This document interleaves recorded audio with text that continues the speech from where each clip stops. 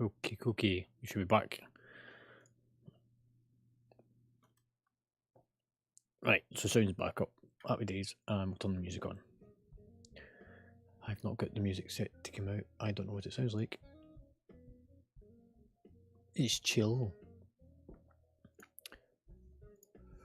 Right, what I was saying, and thanks Rusty for letting me know it wasn't working. Guild admin, it's a high demand and job with no reward, no perks. Everyone thinks that they know how to run a guild better than you.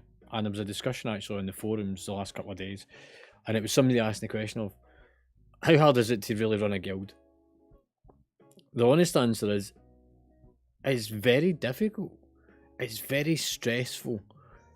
And every decision you make has an impact on not just you, but on the people that's part of your community.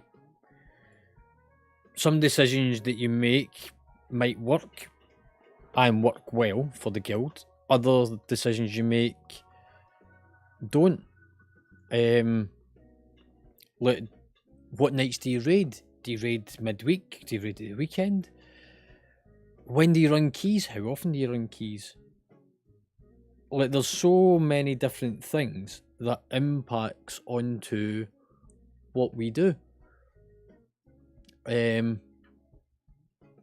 it sort of becomes a constant challenge of balancing. And not every decision you make is the right decision. But everyone's got an opinion on it. So everybody will be like, oh, that's not how I would have done it. That's not right. But the thing is not necessarily wrong either. It's just not the way that you'd have chose to do it.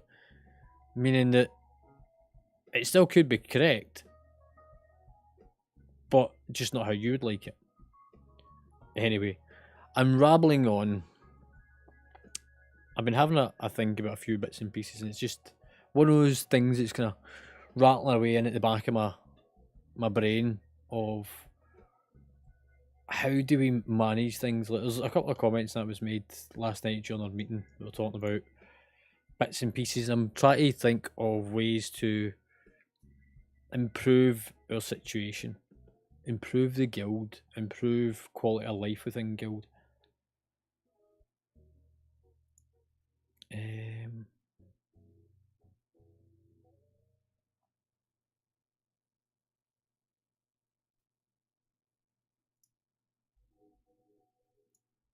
I wonder if that's actually what's been missing. Interesting. Anywho,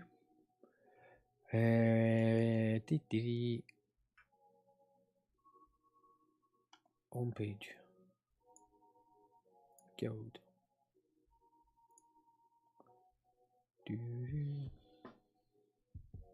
Oh look, it does show up now. Happy days. Happy days. Right.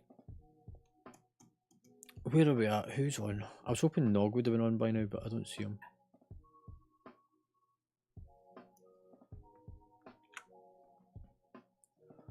I'll do that. I need to find a way to set Discord to detect that I's streaming. Why is it showing I've got 2 notifications?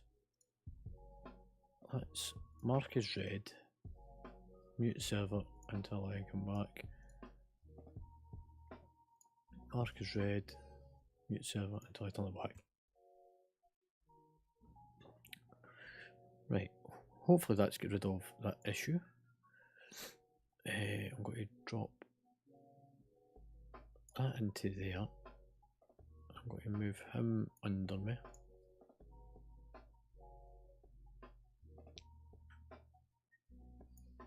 Pop that in there. Ah, right. There's who's got the notifications. It's that fucking server there.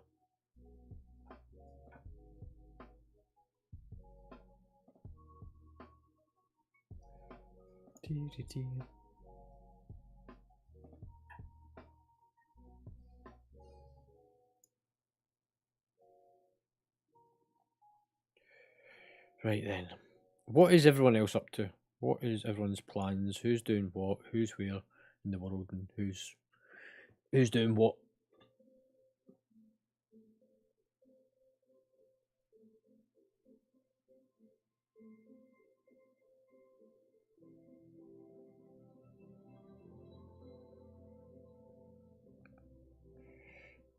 Oh, excuse me. Apparently, I've also got a message on Instagram.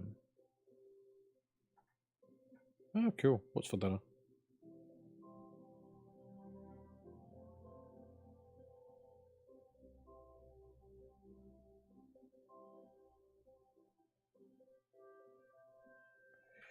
Doing dragon races, how you find them? Every time you take off, you need to go, wee! Now live, clear score. I'm just quickly checking through my emails on my phone because apparently I've got 10. Ugh. Honey roasted ham, that sounds a bit fucking heavy. Oh, that's good, pal. How's the leveling going?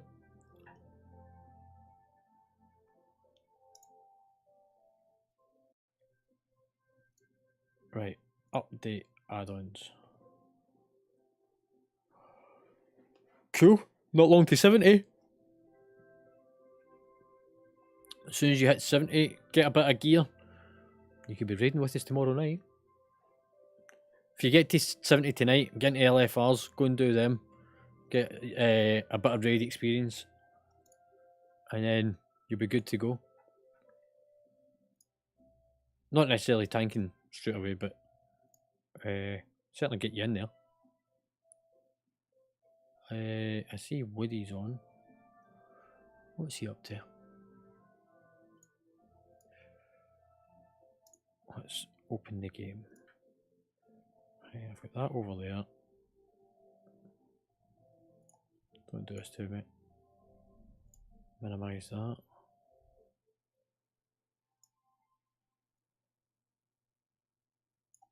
So minimise.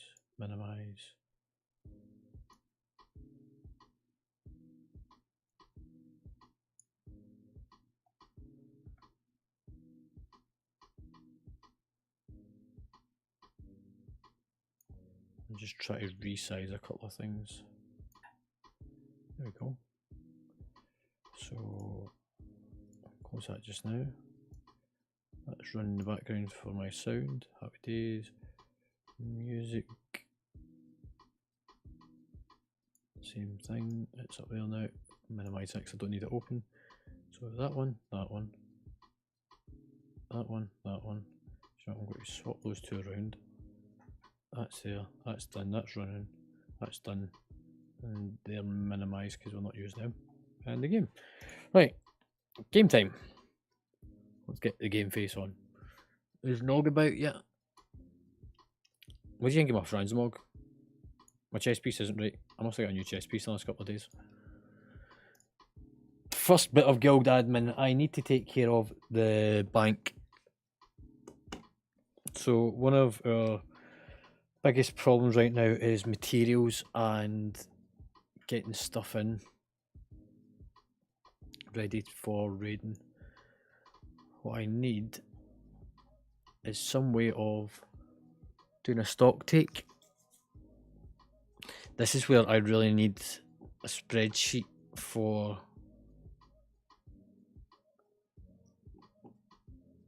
what we have, so that I can then work out what we need. So, yeah, okay then.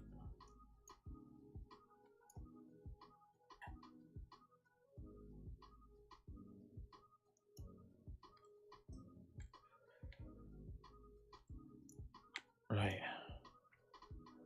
Sold something for 80 gold, that's not too bad. I'm going to get rid of that screen though.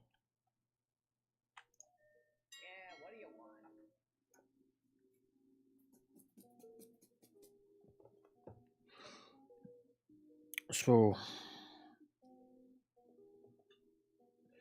Nog actually brought this up yesterday of a spreadsheet that showed what we had in the bank, and it's actually not a bad idea.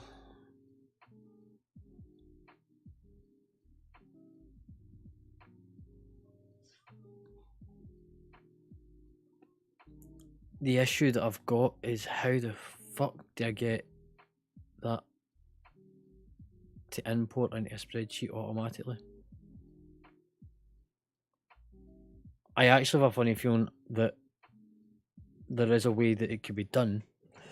So if we were to run some kind of script to pull the data out of TSM's WTF folder out of the file, it would have what the guild has in its inventory. And then if it was to then do an if lookup formula, so if the value equals true, then equals value of said line, it's how would I get that data into a spreadsheet? This is where I actually do need either somebody who's really good at fucking spreadsheets, or I really need to learn another fucking thing and talk about all my other stuff. Because then I could have how much we're short by. So I'll show you what my theory is, or not so much my theory, it's not a theory at all. So within the folder system for World of Warcraft, if you go into retail and then within that you've got the WTF folder where you save variables. It's not save variables on, sorry, it's the accounts, and it's account 1 I'm on Doomhamer. We'll take this one because it's the auction house one, then save variables, and then we want to use TSM. Is it this one?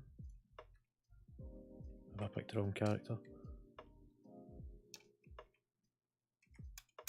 I'll go with that one a second.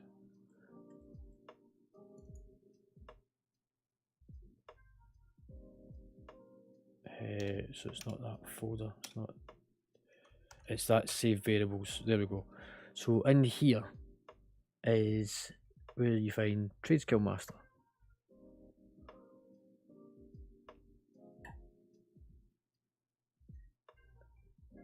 And that lure, if you open it in Notepad, or is it just a once thing?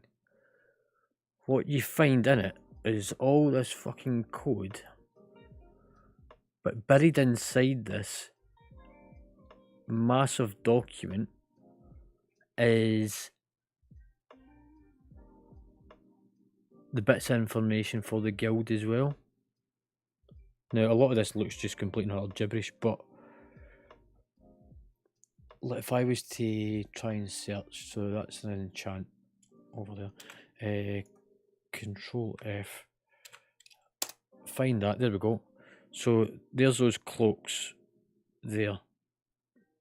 Now that's part of a search function. 75. Is that there's 75 in the guild? No, it's not.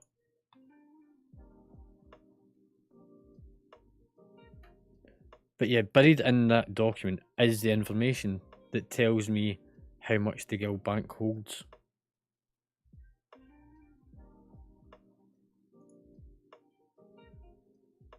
It's just you would need to try and extract the data. And that's where the issue would come in of how to extract that data.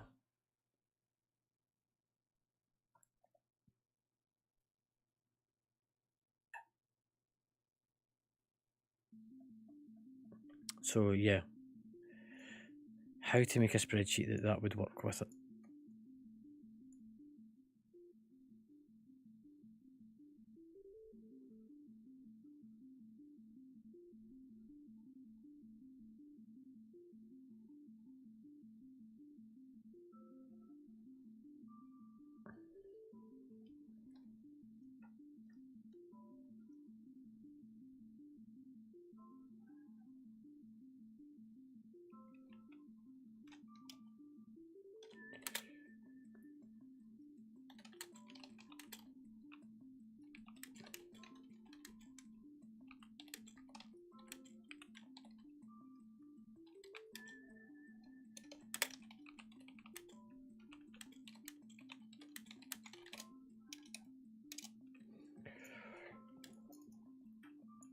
Right, right, I need to get into the bank. We are going to have a look at what's in the bank. Now, I've already started part of this process of getting everything.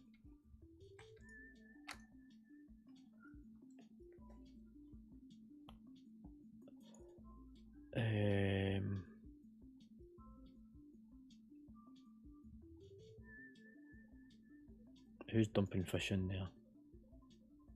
Omega, why are you putting fish and meat in the column that's not for fish and meat? Like, don't just dump stuff in, please. That's herbs.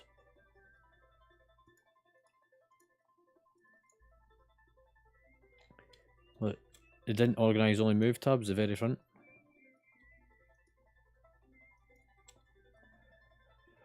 Do.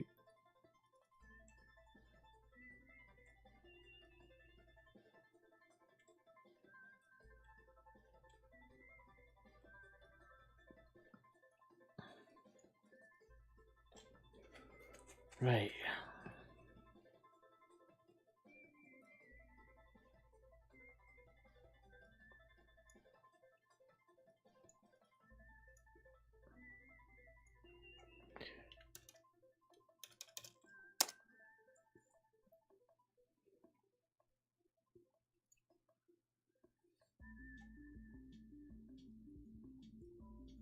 It looks like the guild bank's finally working again.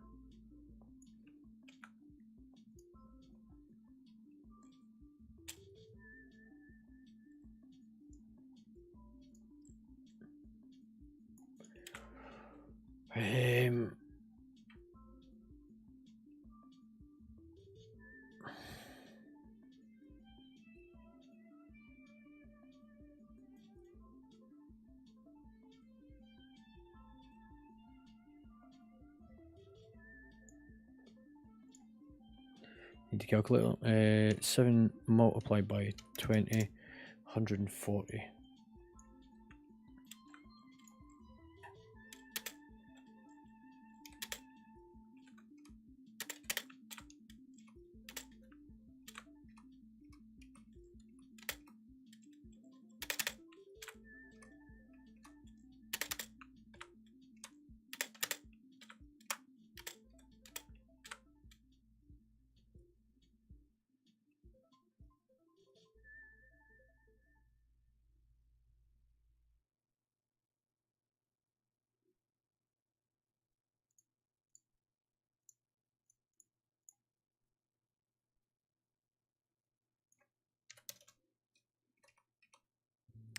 Those are currently not available, but that's 140 of them as well. In fact, no, it's not. Times 5, so 7 times 5. 7 times 5, 35. I don't need any of them. Drums. 40. So that's me got the first tab. Let's see what we have.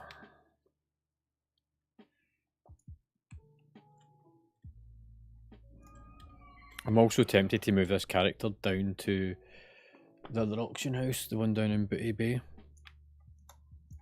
just because it's so much easier. Right, so this one here.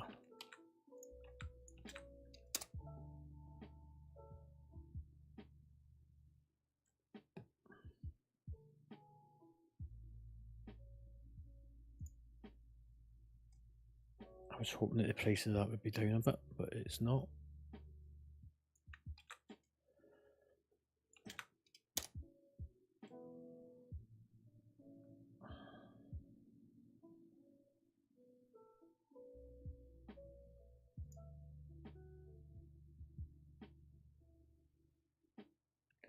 Again, same.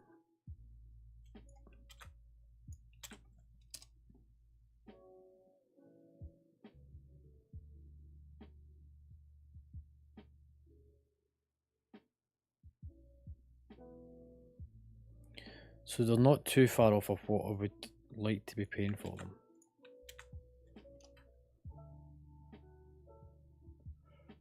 On most cases. I think the issue that we've got is that trying to get, oh, there we go, there's some that's fairly cheap. So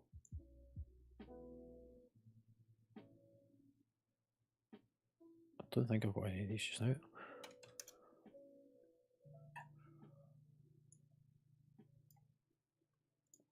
So these are the lower quality, but it's a start. And we need to start somewhere with this stuff. Please don't bug out. Fucking auction failed. This is because by the time it executes the order, the auction house has been redone. So you end up not being able to get the current values of things.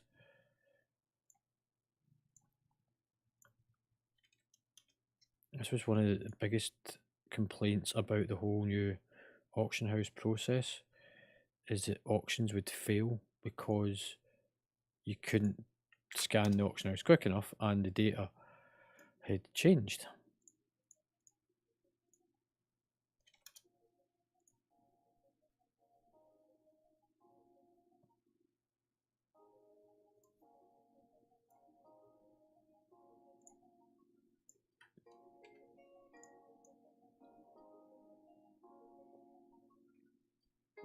Look, this is just an absolute fucking nightmare.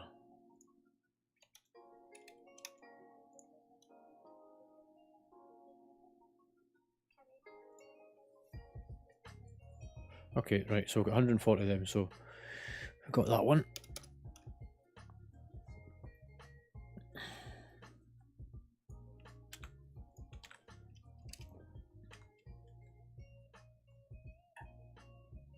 They're still a little bit high.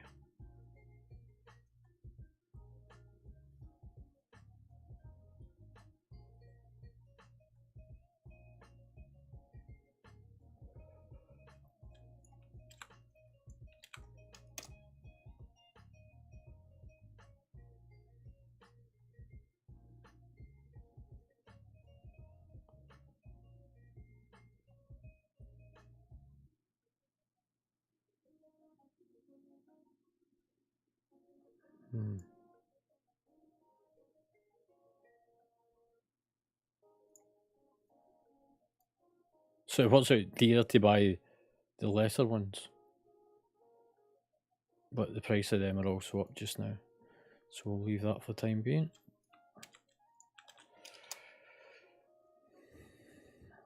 They don't exist. I've already got all of them. Drums. Was drums?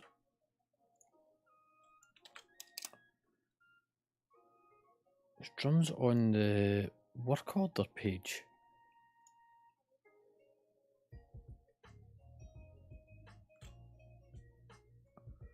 Could you request drums? No.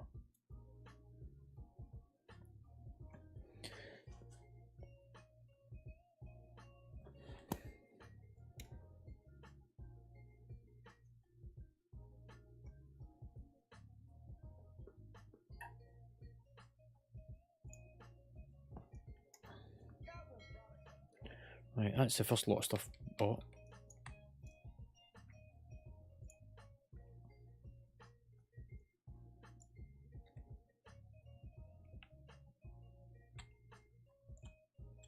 I think we're going to move ourselves down to Booty Bay, because this is going to become time consuming, just going backwards and forwards all the time.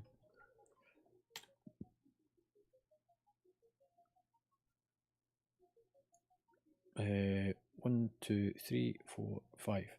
1, 2, 3, 4, column 5.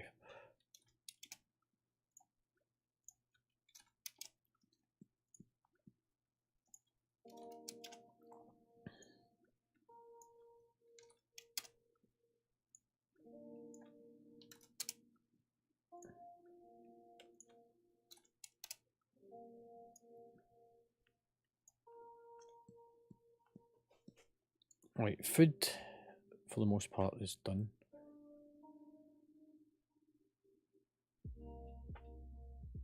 Is that the same?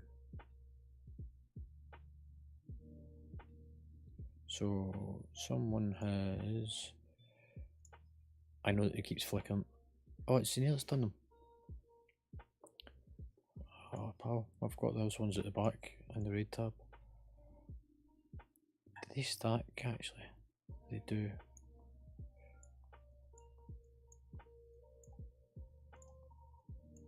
So what I'll do then...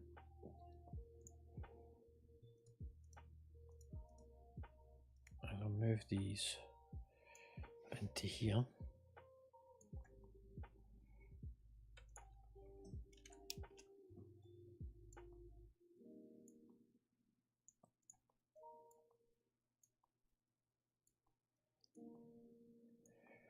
Right, so that's that part.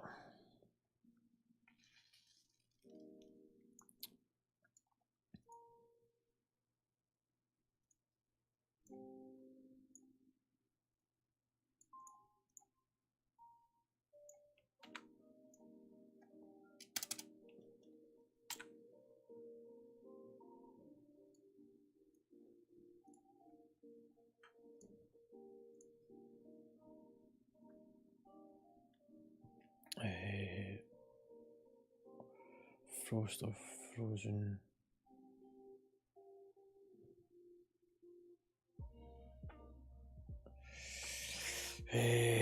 Let's have a look and think. That's the rejuvenation sort of thing.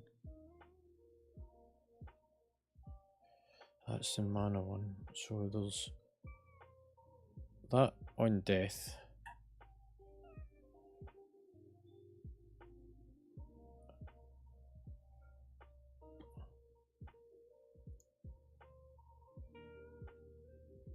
Ah, right, okay, so I need to change that info, and I can't do it on this character. But essentially, Control X, that was going in that one.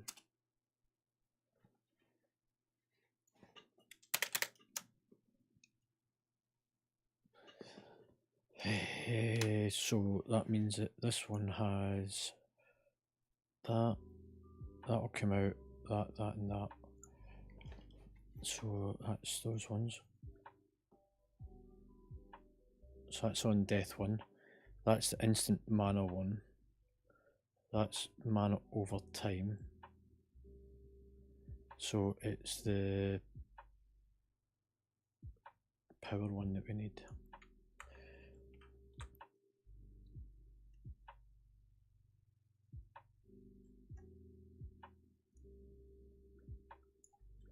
I'll sell that one. That goes in its place. So 1, 2, 3, 4, 5, 6, 7, 8, 9. Let's take that one out.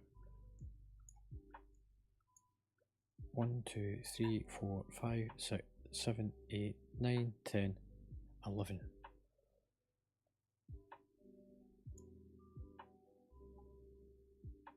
11 multiplied by 5, 55.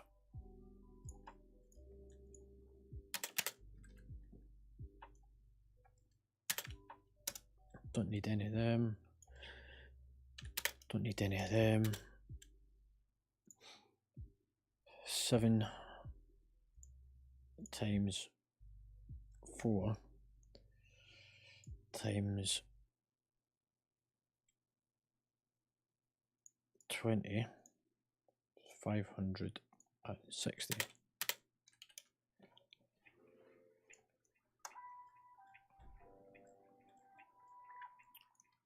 And before we do anything else, I am going to take my arse down to Booty Bay, because this place is an absolute nightmare. Oh, there's a Zeppelin!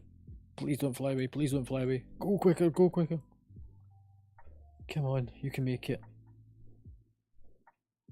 Is that the right Zeppelin? I'm sure this is the one to Booty Bay. Strangle Thornvale, yep. Woohoo!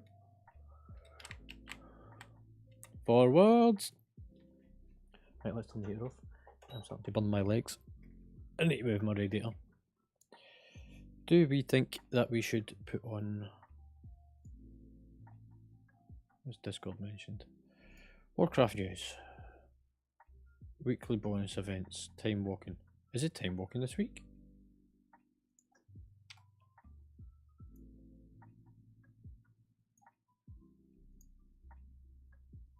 Is time walking on? I can't see because I'm on a level 60. Or is it on reset? I think it's on reset. That is so warm. Also, I was going to turn on the loft lights. I've not got the script running for it now, so I need to manually click loft lights. And they're currently at 10%. I'm going to just try taking that down a little bit.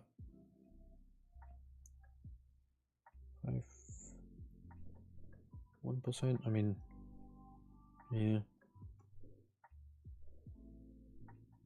Colour. Daylight. Yeah, daylight. Right, let's get down to Booty Bay.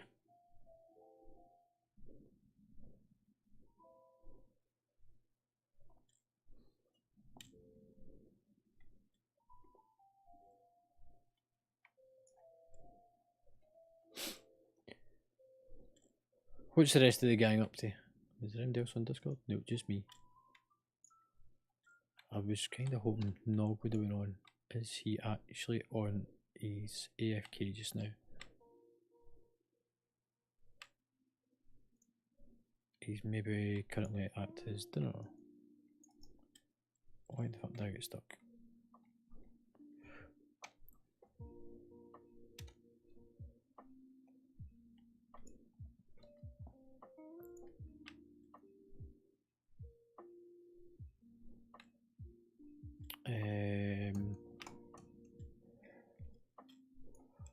I need to think about that week order as well. I'm going to hand it out to the rest of the guys just shortly.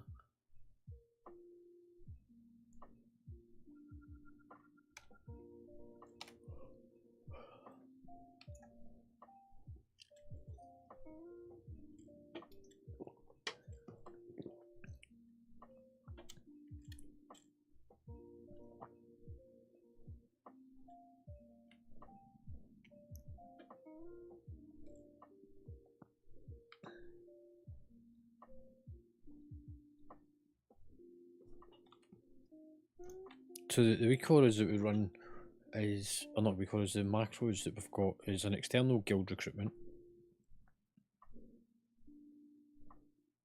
One about promotions.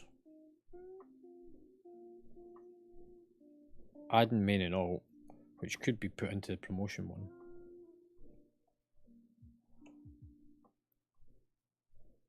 I think we need one about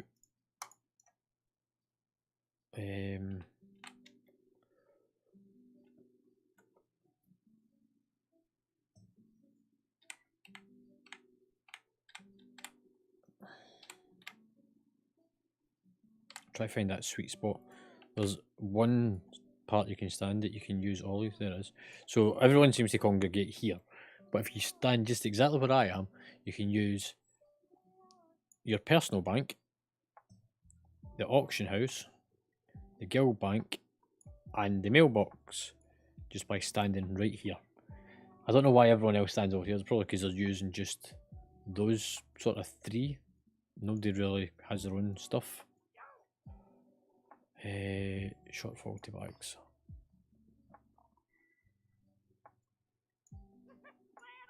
Yes, I know I've not done my talents. I'm not interested in doing my talents on this character.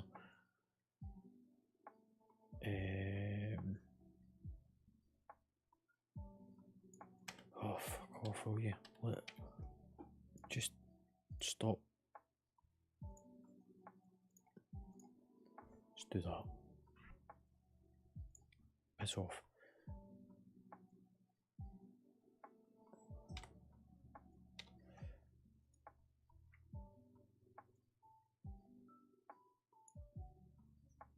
Where did those augmented ruins go?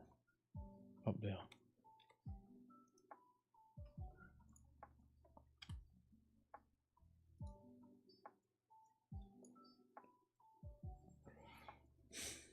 It's one of the things I need to buy in.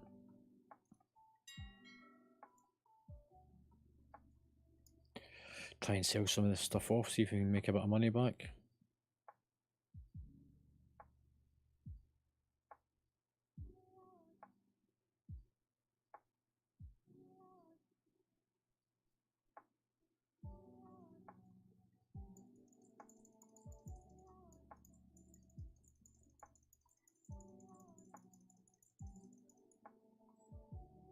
Interesting that didn't flag.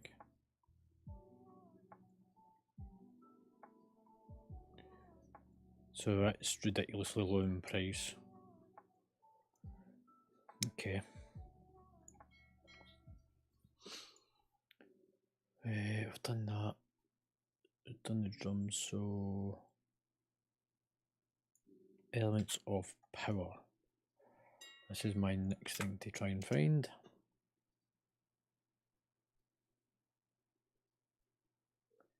Again, prices of this is kinda high. They are down in price.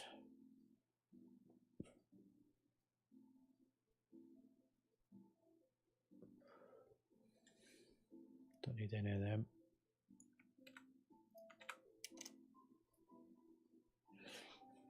Oh, check that out. Fucking dirt cheap.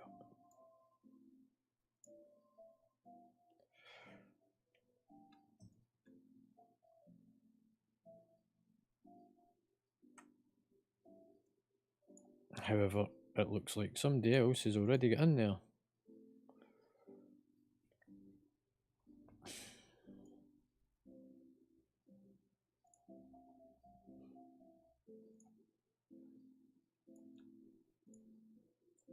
We've just fucking ninja them.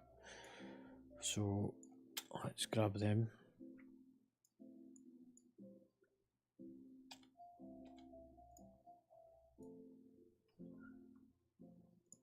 So that was these. We want to do them stacks of 5.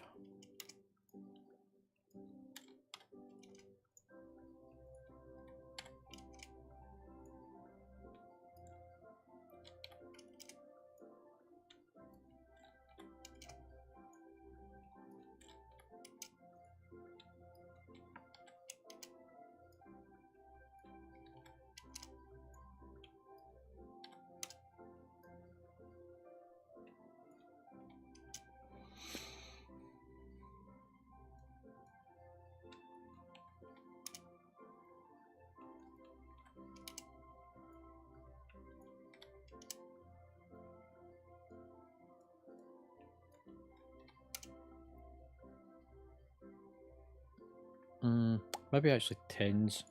So these are designed for when people are dead to use as a combat potion. So if you don't die much, you never actually really need to use them.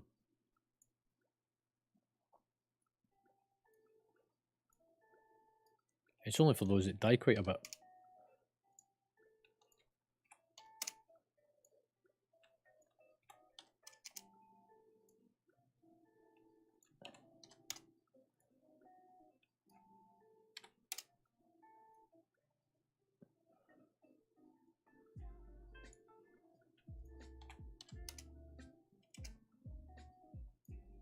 Why is there 20 in that?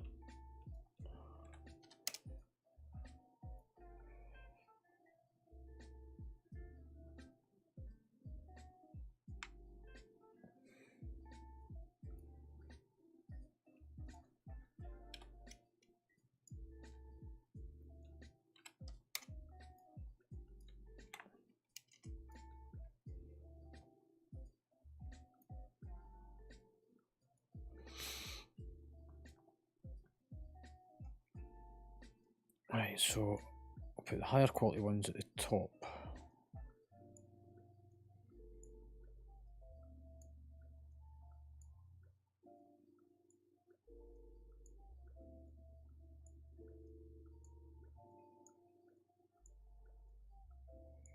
I just sold something. That's a bonus. That goes there. That goes there.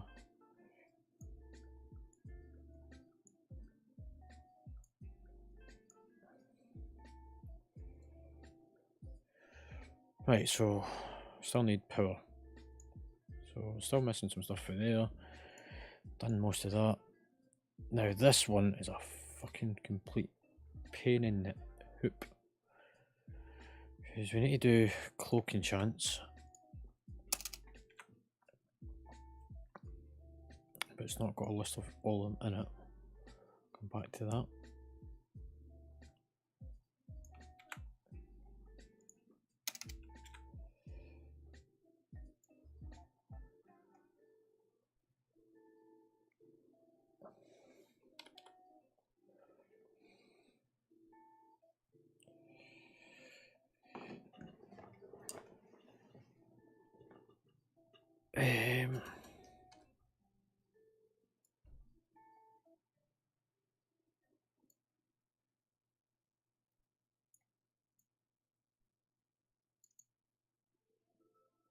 Well, just a Discord popping out, but I'm trying to fucking reposition it. And I want to disable this.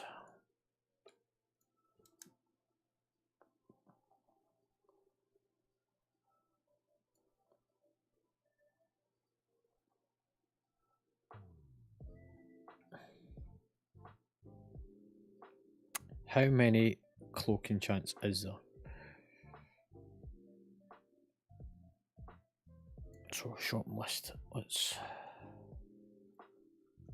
Hello.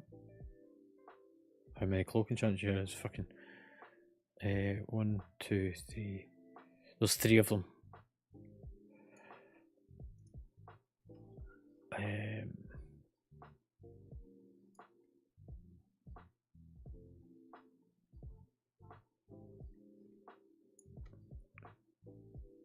1, 2, 3. So it looks like we've already got enough of the cloak enchants. I'm going to leave that actually. 1, 2, 3, 4 chest.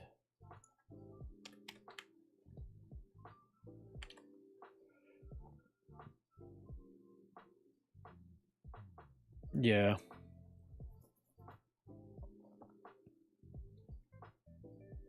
Greater orb and speed leech.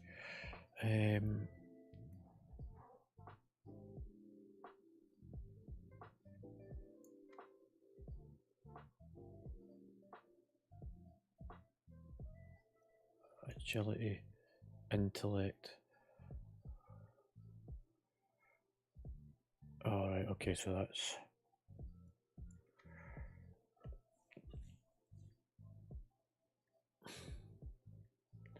I'm going to put that over there as overstock just now. So we don't need any cloak enchants. Don't need any chest enchants. Bracers. 1, 2, 3 bracers.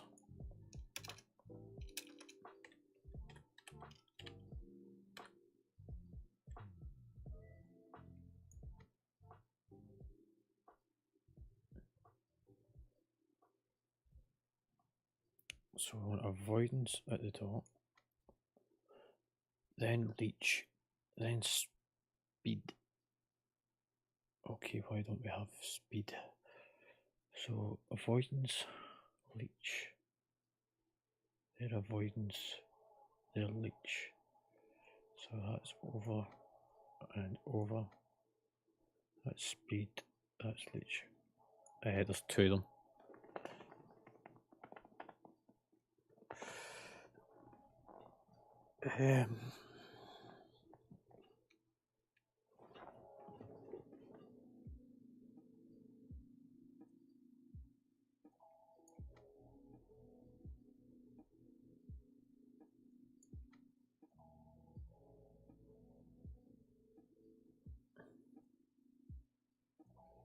It's not my GPU, it's the the graphics from the capture card, because it's just a cheap captures card, and it only does it whenever I mouse over certain bits of information, like that one. Avoidance. So I'll do that and put that as overstock. So that means that they're starting to come up in quality. Boots. So again, I don't need any of them.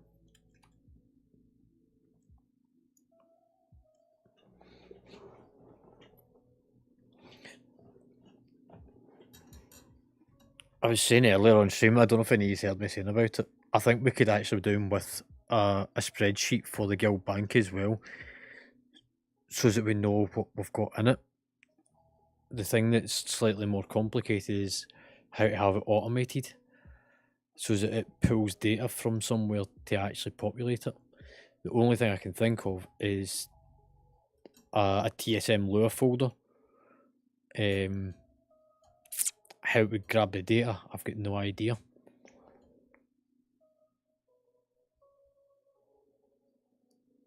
But there's got to be a way to do it.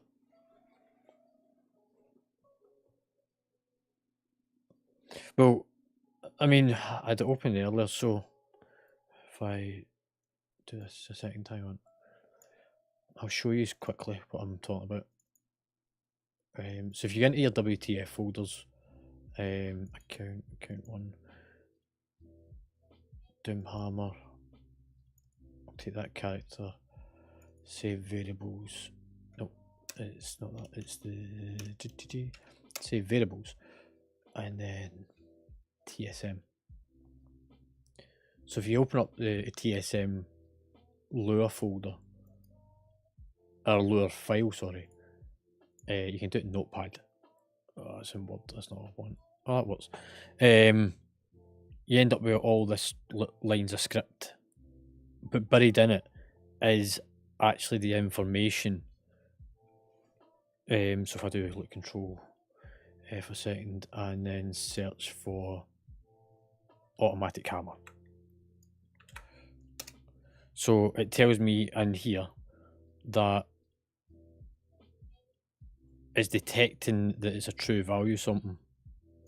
And that part, that's part of a script for something else. So there is a way that it detects the information. It would be then how to get it to pull that information from that over into a spreadsheet.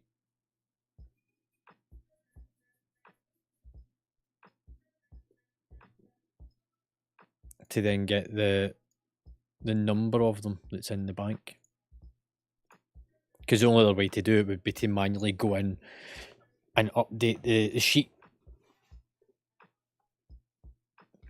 It's not too bad, because all it is a case of coming in and counting like the totals. Like you can mouse over and get totals. But yeah, it's like, it would make it a bit easier if I had a single spreadsheet to then tell me how much of what items I'm short of. It would also let Omega and Xenia know, and yourself, what stuff we're needing to craft. Like how much of each item we're short of, rather than like try to work it out on the fly. If there was just one master sheet that said what we had.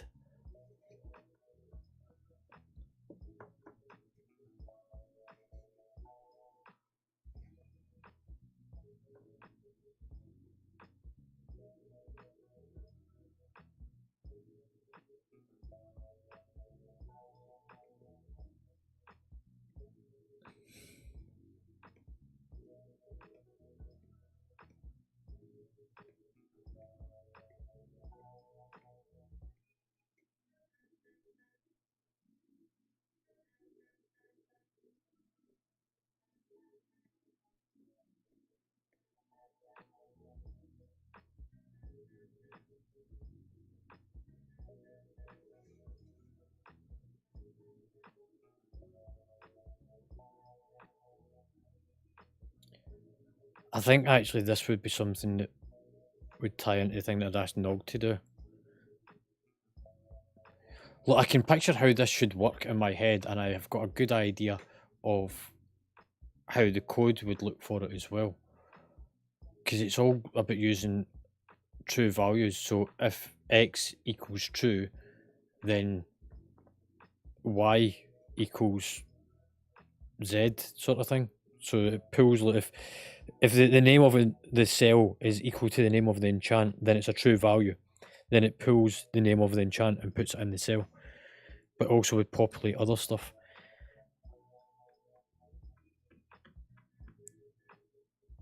And then all you do is you put in the quantities that you need.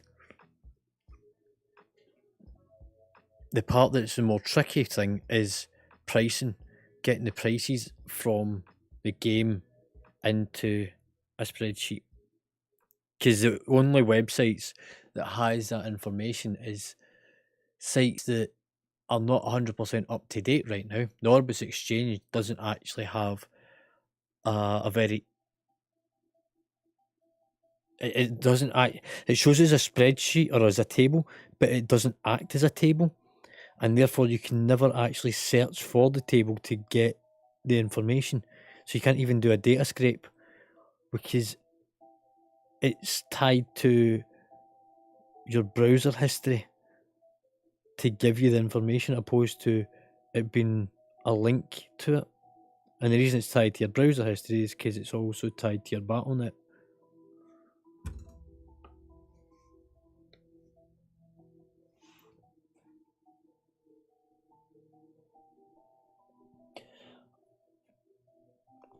I wonder if anybody else has actually started doing this. There might be one of the guilds I monitor that's got this.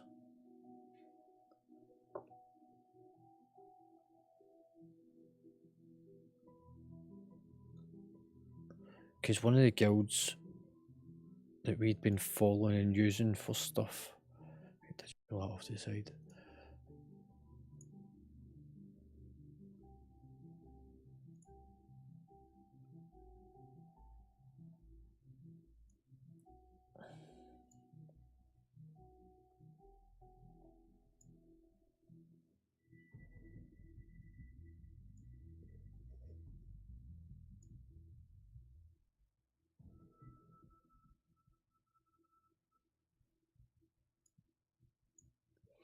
Something tells me that this guild might have it.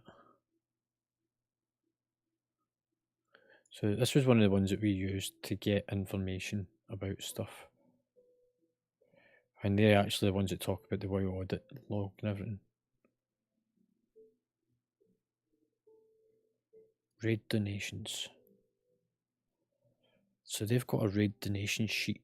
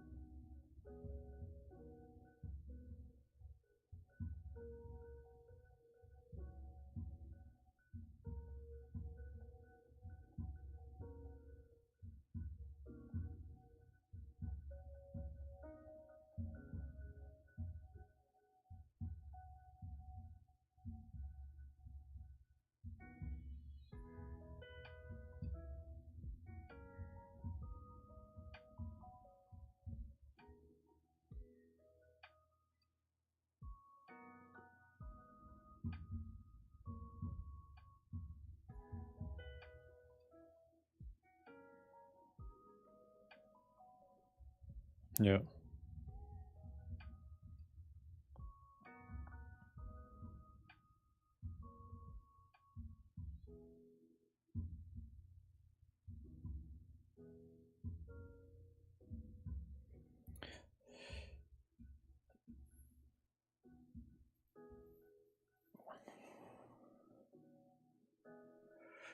Awaken Order and rousing crystals.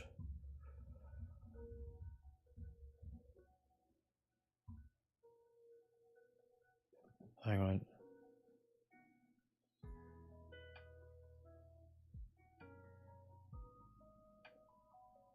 Okay, that's interesting. They've not got that on the sheet. So I'm looking at this is one of the guilds that I'd been tracking, and they've got a raid donation sheet, and it's to allow people to sign up to a donations sheet to donate materials for the month, and say, well, I will give 200 of that, and I'll give such and such of that, and so on and so forth. And part of me is starting to think that this might be the only way to achieve a free guild bank system without constantly buying in.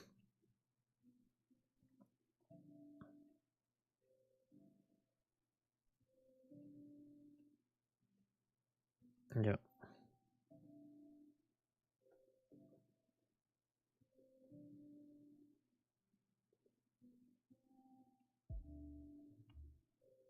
Hmm.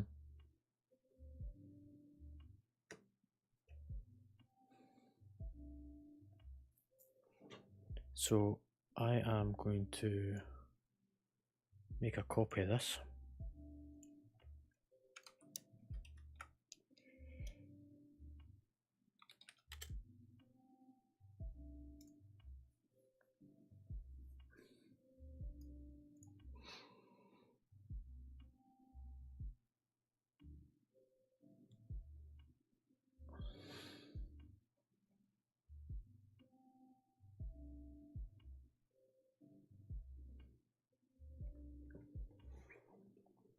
Because one of the things that would be really helpful is if we had, again, a sheet that, and it would all be part of this fucking one big document for the bank. It would have on it that to craft this item, this is the materials that's needed for it. And then populate the total values that we need of each in order to achieve it.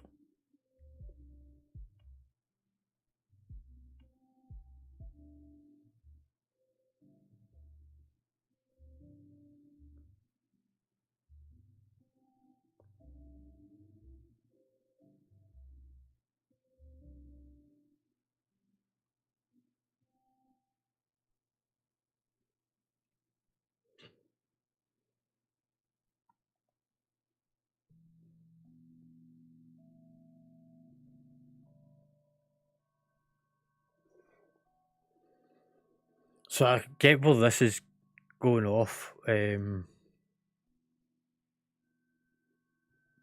It's got essentially all the ores and stone stuff down one side, which is the left column, and down the middle it looks like it's mostly cloth and leather items. And then that must be like herbs and stuff down that one.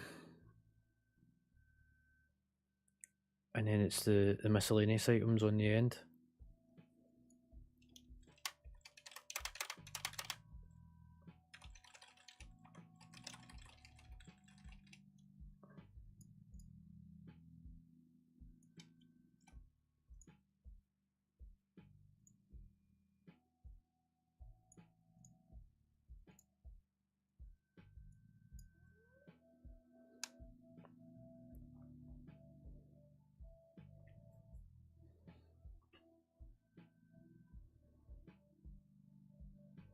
I mean, where's the way audit? Is it in admin? I keep fucking forgetting where I put it.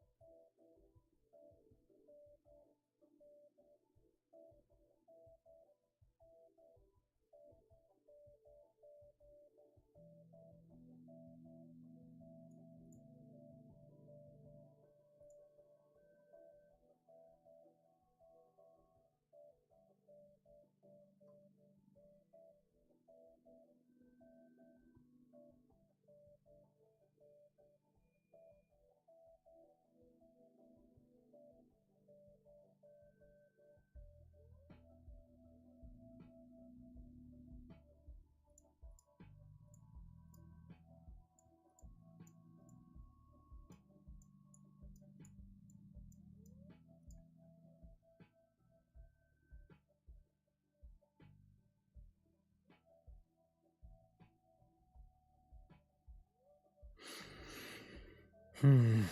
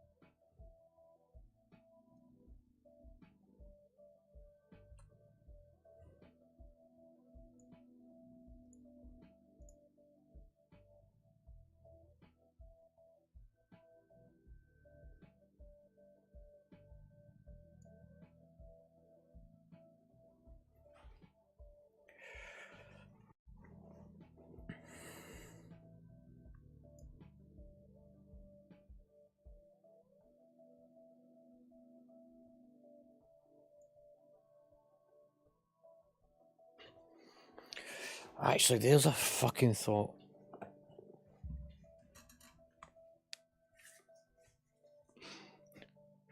The data sheet could actually be used to work out who is going to be raiding, because you update the data sheet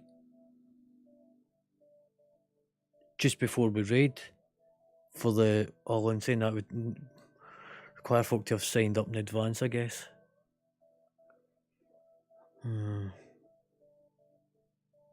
Because this is limited to, is it 50 or something? 30?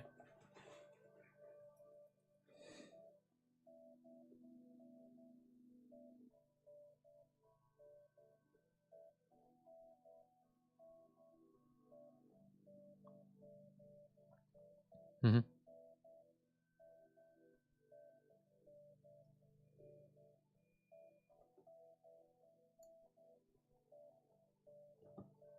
Yeah.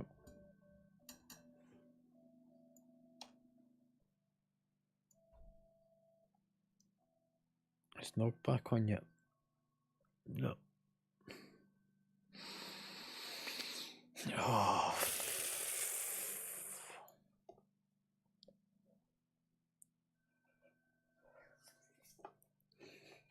So what I was thinking a second ago is you can use a data sheet and it's got everyone's name in it. And this has got within it there's got to be a hidden sheet in here. There's the raw data sheet there.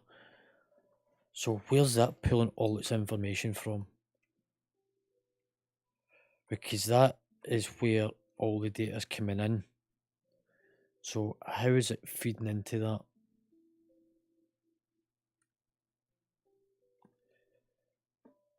Because that data sheet has all the information in it that we're needing in terms of who needs what enchants. It doesn't tell you what enchants they need, but it's going to tell you what they're missing. Which means then that you could create another sheet that pulls the same data and is a much more live thing. Because you would take the sheet I made as a raw data sheet and it would then do a lookup for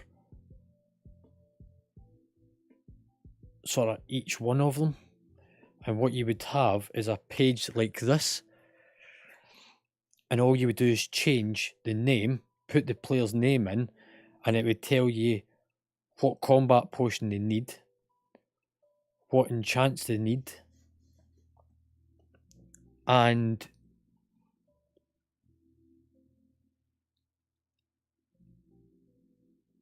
that would serve as the same thing.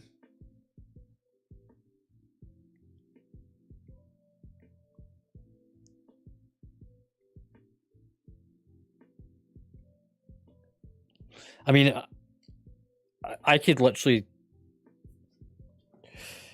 copy that single page. So if you take the single view page and copied it, and made it another page or another sheet, all the stuff down the left for the enchants, you would change it to. You wouldn't even change that. All you would do is change what the enchant should be. In fact, you don't even need to do that because it's already over there.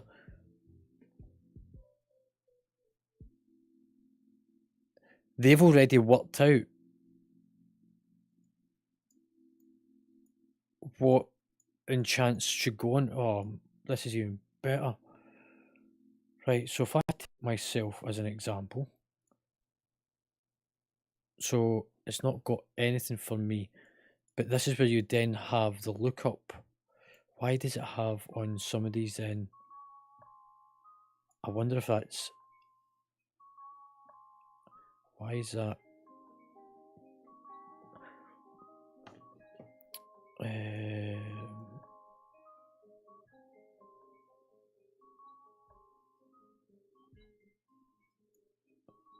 Yeah, so yours has got nothing as well. So that's doing a lookup from name. Range is all. Info false. So what's the difference between? Is it maybe it's the wrong style of enchant? So if player's name for all, set enchant to match, where's that coming from? See, this is where I kind of find. So that's the orange. Where's it pulling all its data from? It can't be in that page.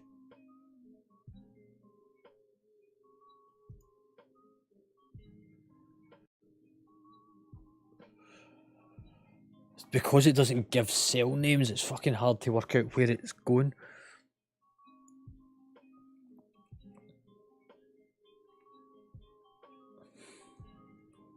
So if lookup, or if error, if value equals name, which is that part, range is all, 90, then false.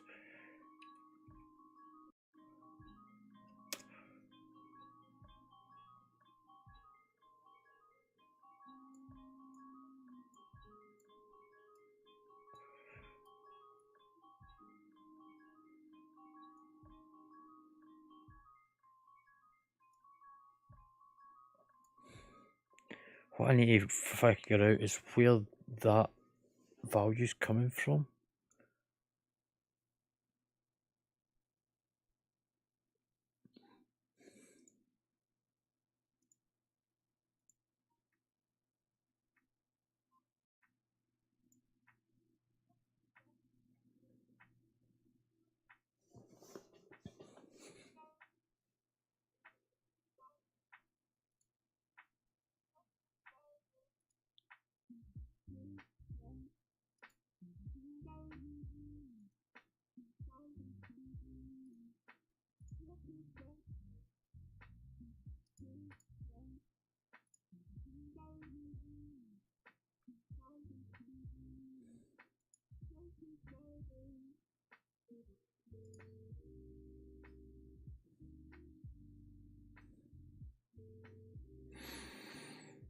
Where is it getting that bit of info?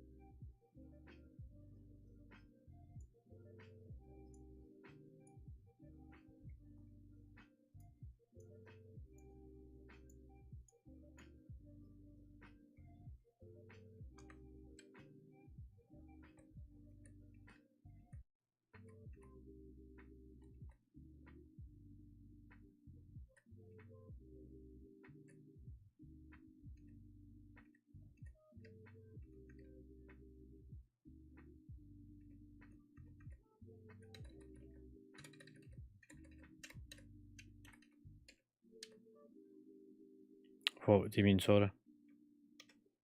Those? These are just links.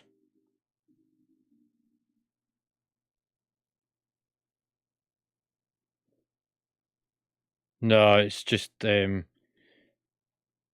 shows it whenever you pull the data. It's a locked, yeah, it's a locked cell.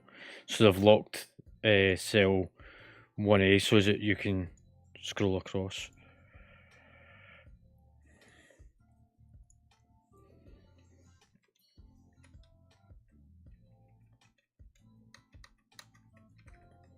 So it looks like this here becomes the neck ID, neck name.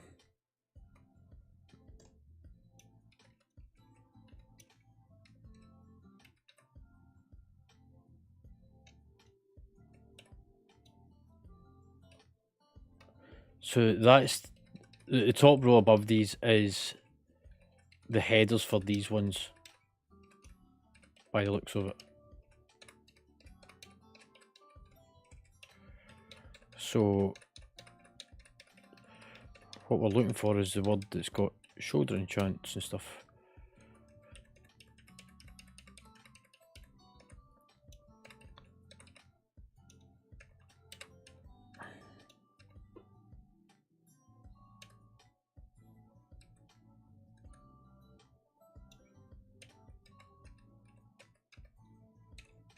Right, so here is enchant qualities. So that's risks. So it's pulling off the quality of it from here.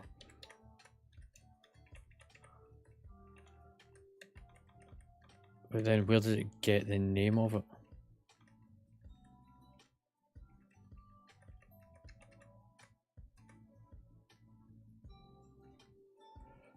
Main hand enchant. So there's where it's getting the name of it.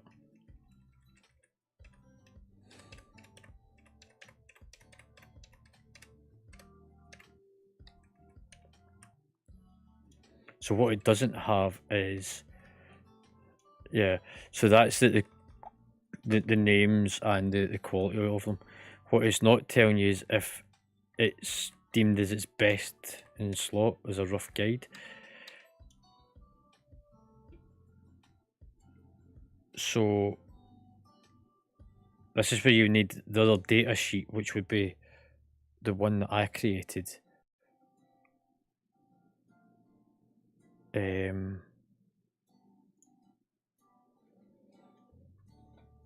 Yeah, so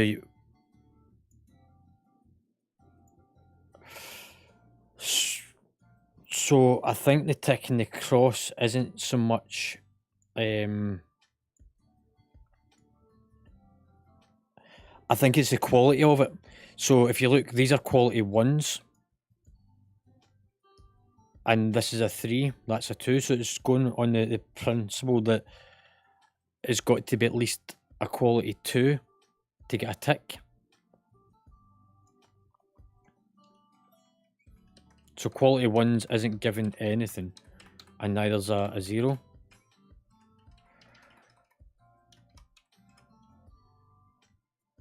Because there it's there. Right, so look, if I change this down to a 1 on that right now, that changes that. And again, if I now change that to a 3, for example. Oh, it's not picked up now. So yeah, that's where that is. So it's looking to match it with the value of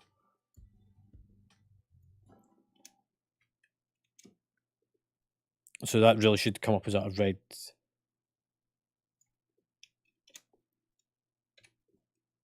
Or in fact, maybe you don't get main hand of anything over a 2 just now. I don't know.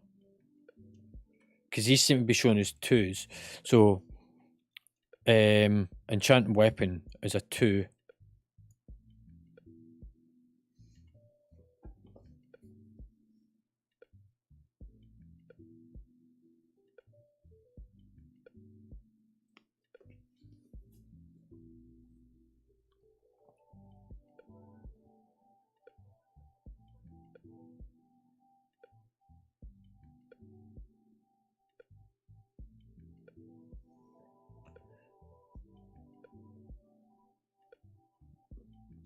Yeah, which would sort of be the same for rings.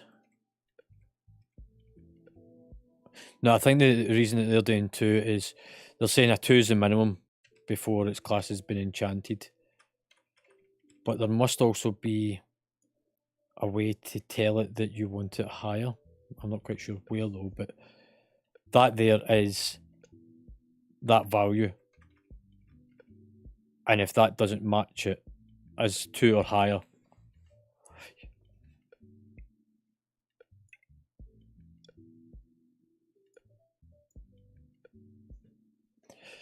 yeah, so what you would do is you would create an entire new sheet that's a copy of this sheet almost. And you would have in here it would look up the character that you've selected, and it would say, based on the fact that if this value is a hunter and they are whatever fucking class it is, because again that'll be on the data sheet from here, so you can see it's only got hunter, it doesn't have specific hunter classes. But even at that, what you could have is the name of the person, it looks it up, you then have another drop down value that you can add in yourself, which would then say it's a Beastmaster. It would then populate the values. Yeah. There's his paladin.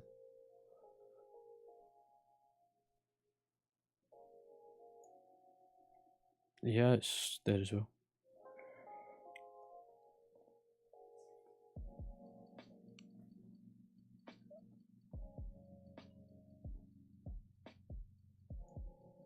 Yeah, but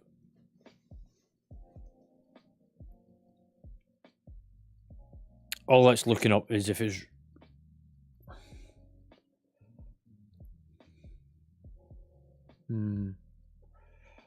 but where's it getting it from over here then? Because all this is telling it is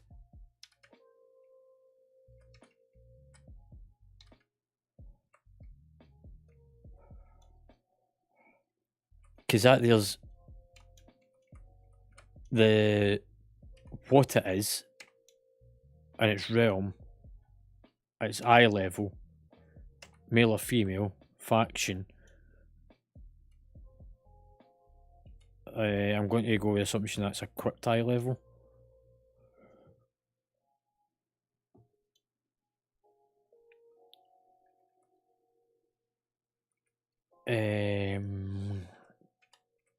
No, because that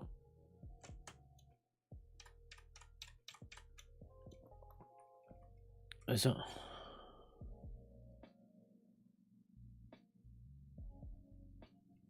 Do you know what it could be? Oh yeah, right, yeah. So it is. So that's the eye level. That's its ID number from Wowhead. That's the name of it. That's then the quality of it. So quality 4s are epics, and then it sort of downgrades. 5s are legendaries, because that there is an old legendary, which is Unity. So yeah, which means that, for example, that's an epic, so that's blue quality. So you'd have common, uncommon would be grey, common would be 1.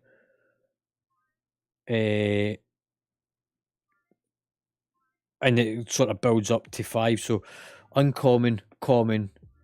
Oh no, wait, sorry. It's poor, common, uncommon, rare, epic, and legendary. So there's 6 in total. Yeah. Yeah. So that's that bit of information. And then that's, like I say, that's the next stuff. So the heading information is not shown here. Is that's the head, eye level, neck, eye level, neck, yeah, and sorry, head, name. So it's not telling us just now what is. Yeah, maybe.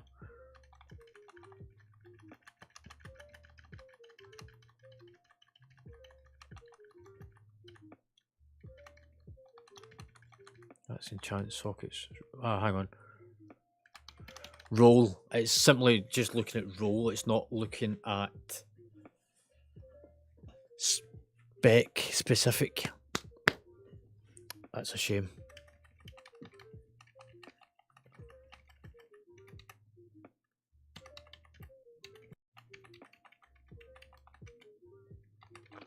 No, because so if I take, for example, any one of the,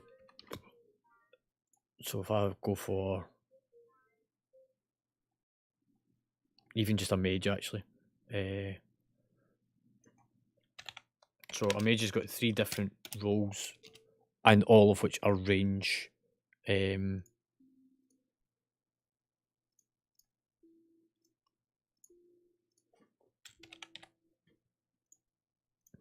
So, for example, the gems that they use are different.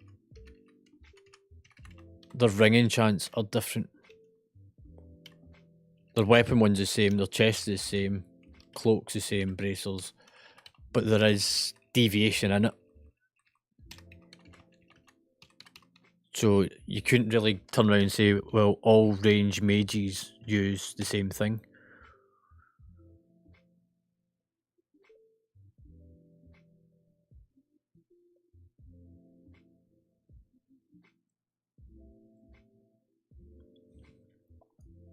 Similarly, if you put in, well, this is where this would become a data sheet on its own. So you take this sheet here and merge it in as an additional data sheet onto here. You then copy this sheet and sort of bastardize it so that it pulls in the data.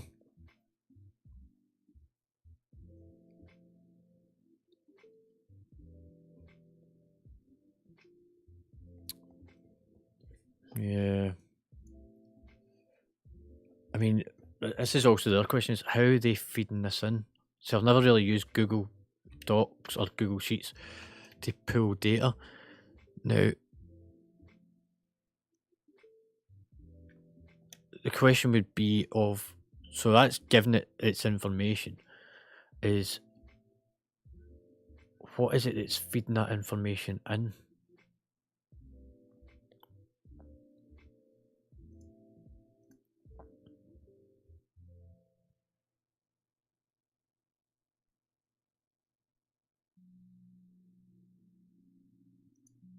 So this is actually where you're changing.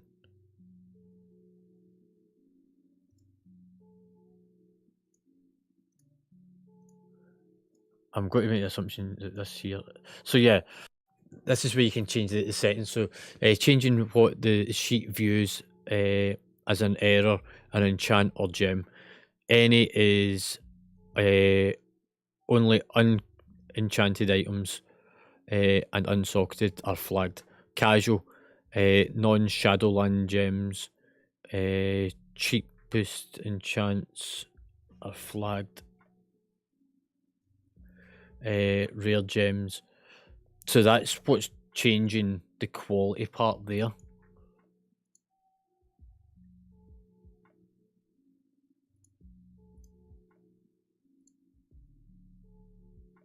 Yeah, that's what. Yeah,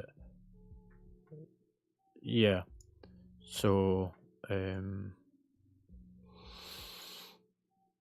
yeah. So now it's saying that all the twos. Well, I mean, this was already a twos and threes. Let's go for stress because he had. So yeah, his ones are now shown as sufficient enough that it's got an enchant on it. It's just that he doesn't have an enchant on his legs.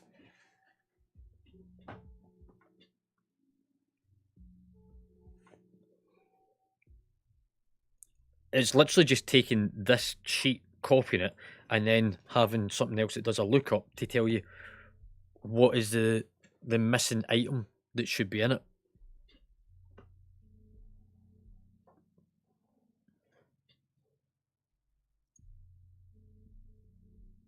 It's extending that bit of code there,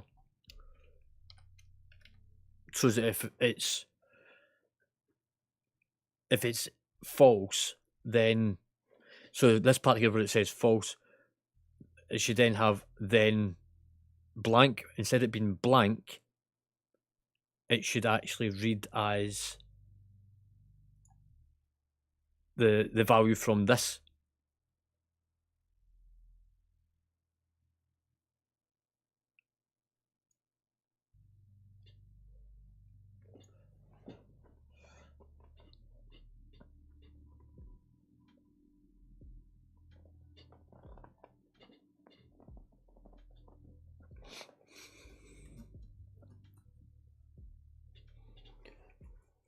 Yep.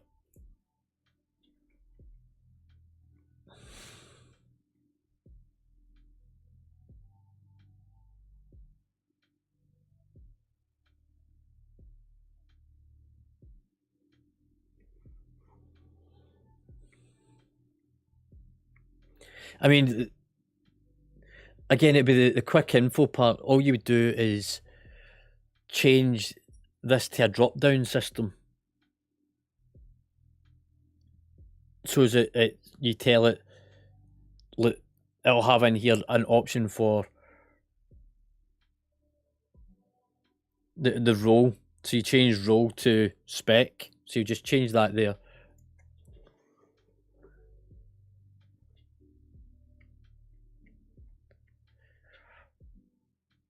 Well, you would have it it's conditioned that if that there equals hunter, then that there is only allowing for, and again, you do another lookup value to go, well, you can only select one of those three because that's the only things that can go in. And then once you do that, that then links to that cell, which then does the if false look up that line. Well,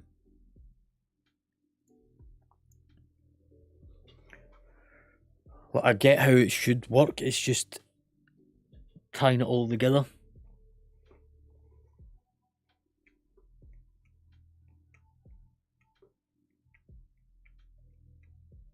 So that would give the stuff for that basically covers in ear, and she would know who needs what enchants, provided it's been refreshed and it's up to date.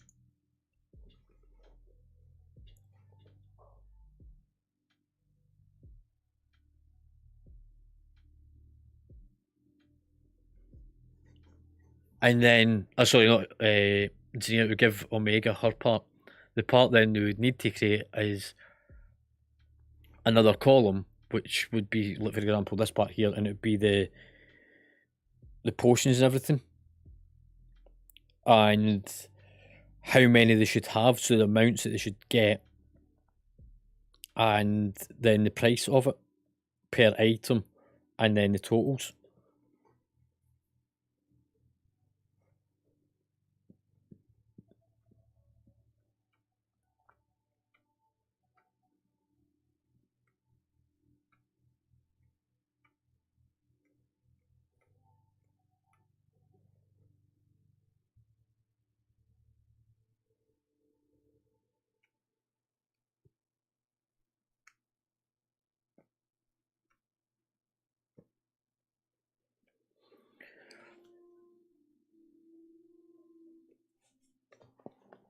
Yeah.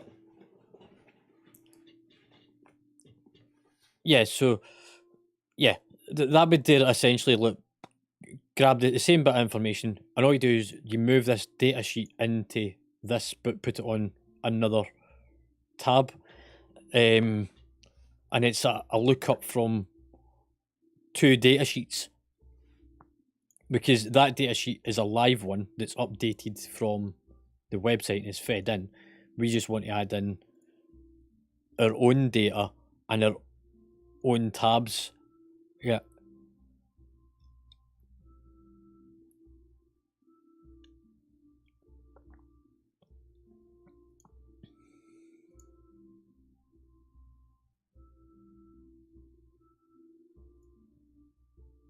I mean, in all honesty, that overview page, yeah, it does mean it would need to be done ahead of time. But again, look, once we start getting more people raiding, the casual raiders and core raiders will be sort of fixed into the ranks. You'll never need to add them; they'll always be there. It's the social people that come along that's probably the slightly harder ones to factor in.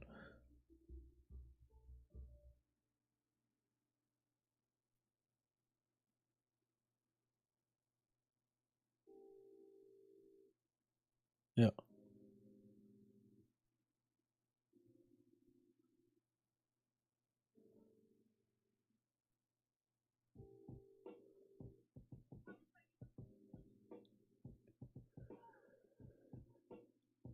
I'm more meaning for it to grab the data.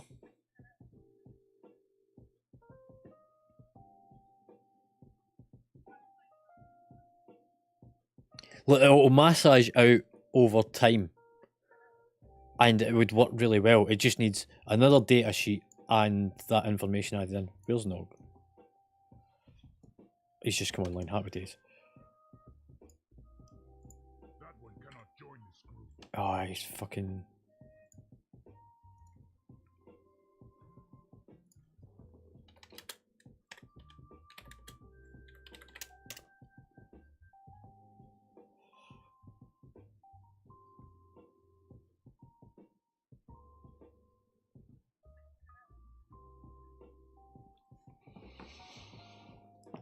Yeah.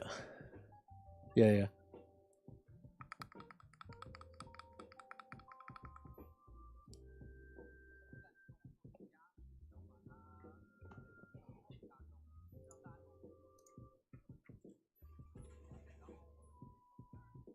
Yeah.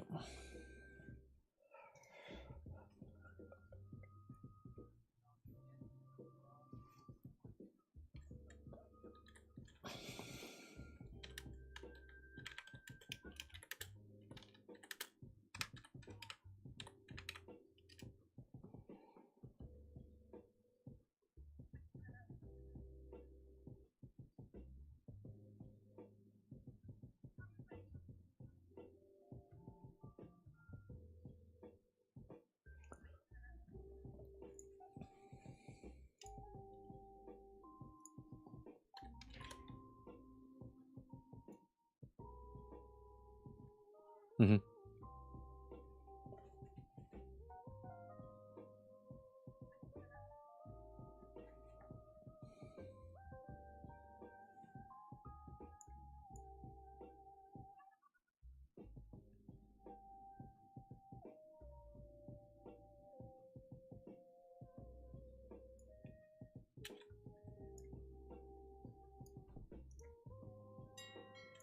Mm-hmm.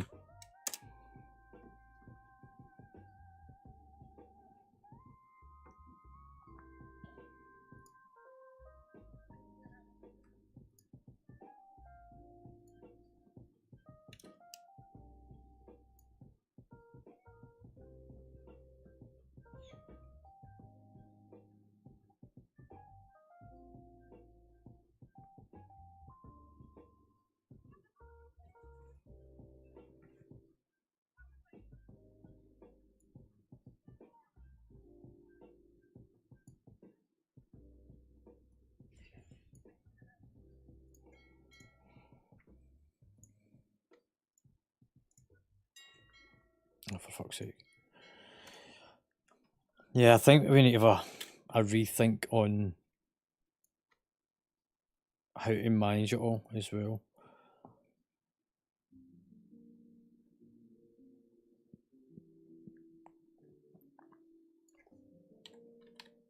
Alright, why have we got so many ringing chants?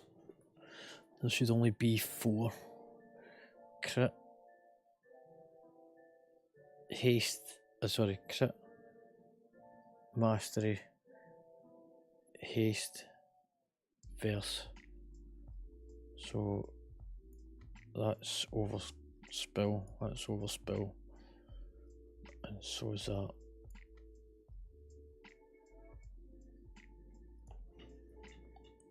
Because they're lower quality.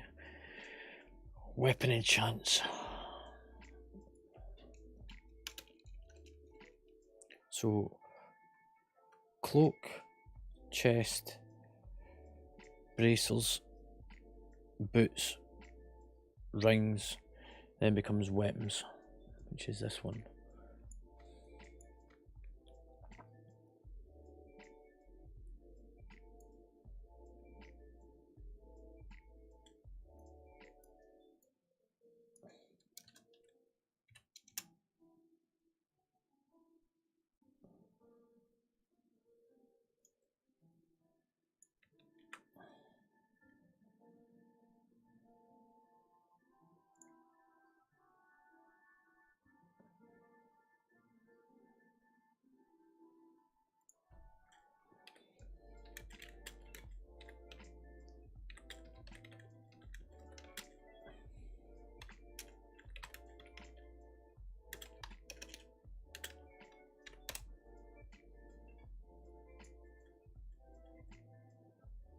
Yeah, I've moved them off to the side just now.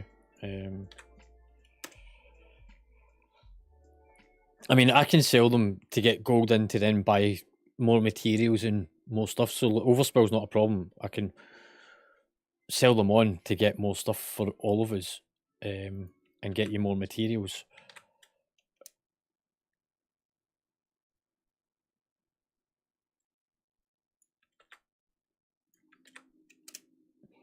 Look, weapon enchants are just fucking extortionate right now.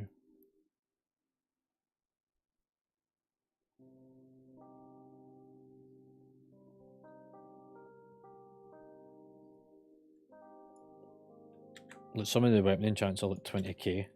But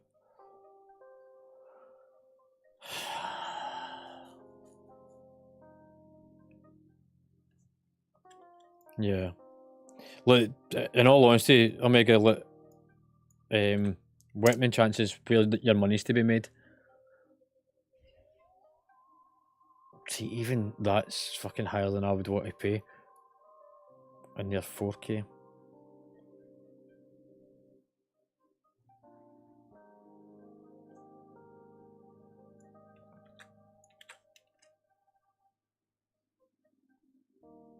Yeah, 9k for the 400s.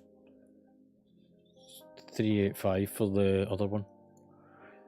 So there's 1, 2, 3, 4, 5 types of enchants for weapons.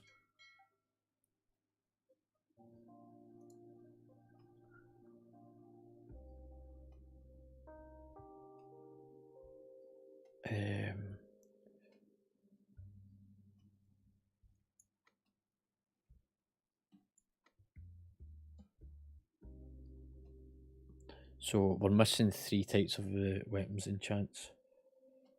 Chest, bracers. Actually, that chest is for myself, because I know for a fact I need it. And I'll leave those as overspill just now.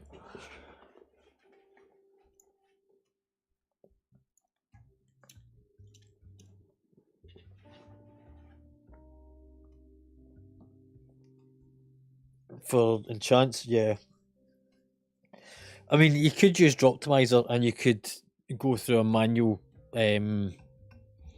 let's select all the different enchants for your head or neck or whatever, and work out what's going to be best to really drill down. But it'd be look case by case based on every bit of gear you've got. But for a quick broad spec, Ask Mr. Robot's probably the easier way to go about it.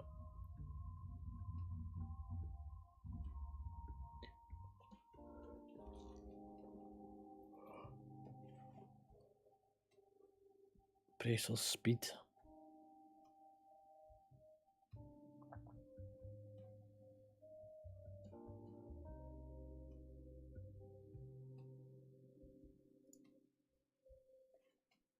Yeah.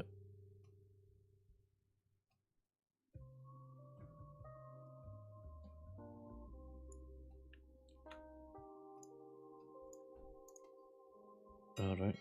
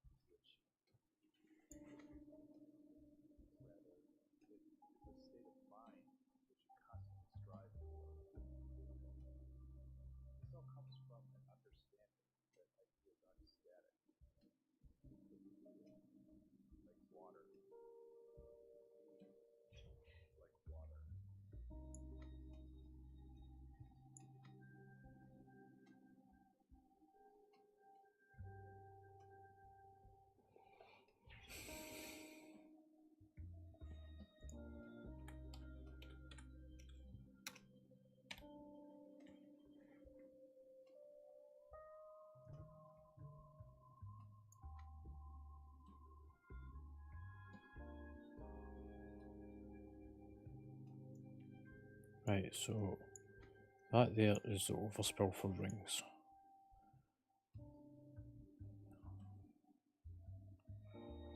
Crit. What one's crit? So there seems to be a lot of fucking crit ones, but they're not even worth selling because they're too fucking cheap.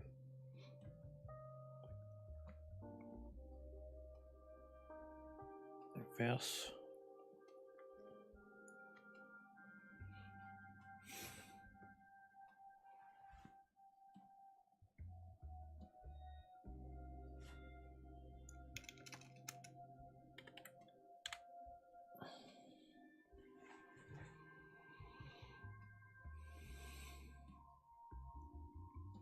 So I've got speed and I've got leech. I just need avoidance.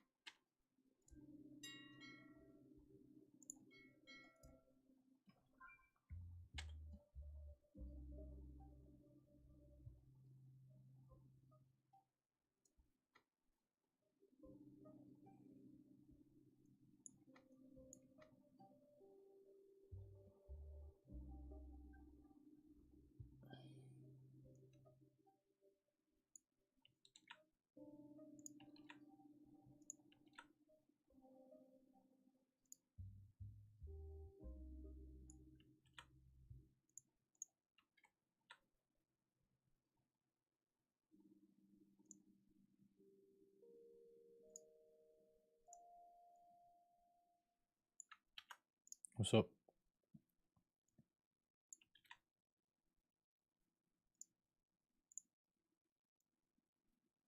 Hey, what's up, man?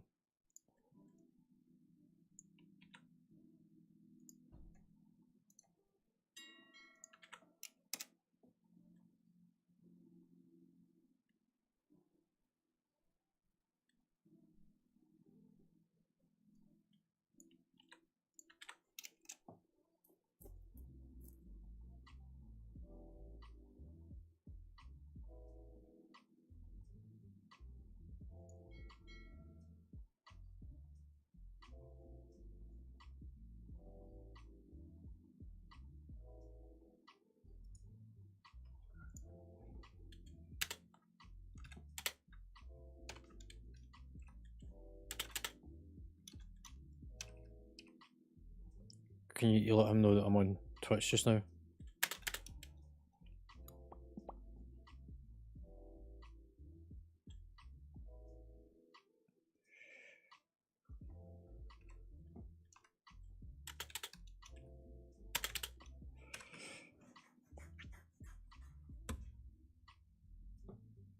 Right.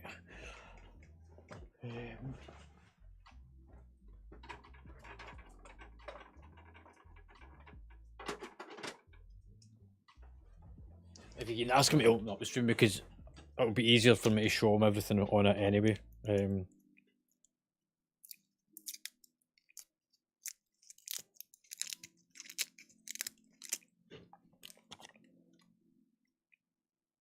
I can hear you anyway.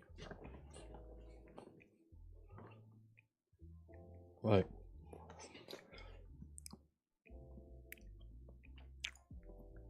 Right, so... Alright. Right, no, this here is one of the spreadsheets that we use. You've probably not seen this one. This is the one that Bragg uses for the loot stuff, so that you can find out who's done, or who's got what for tier sets and things. This is all pre-populated from an external source. So this was one that was made for the guild by a website, and it gives all the information. What it has, it's got a data sheet in it, and it refreshes periodically and provides the information that goes into the sheet.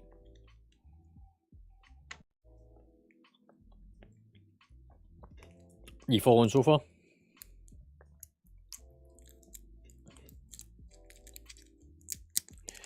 So, one of the things it does is it has a drop-down system that you can select players' names. So, like, for example, I'll take your Paladin.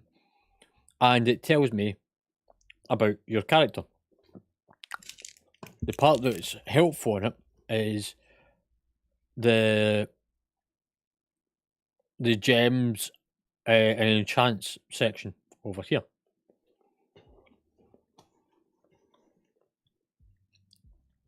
What it doesn't do is it won't tell you the names of the items that are missing.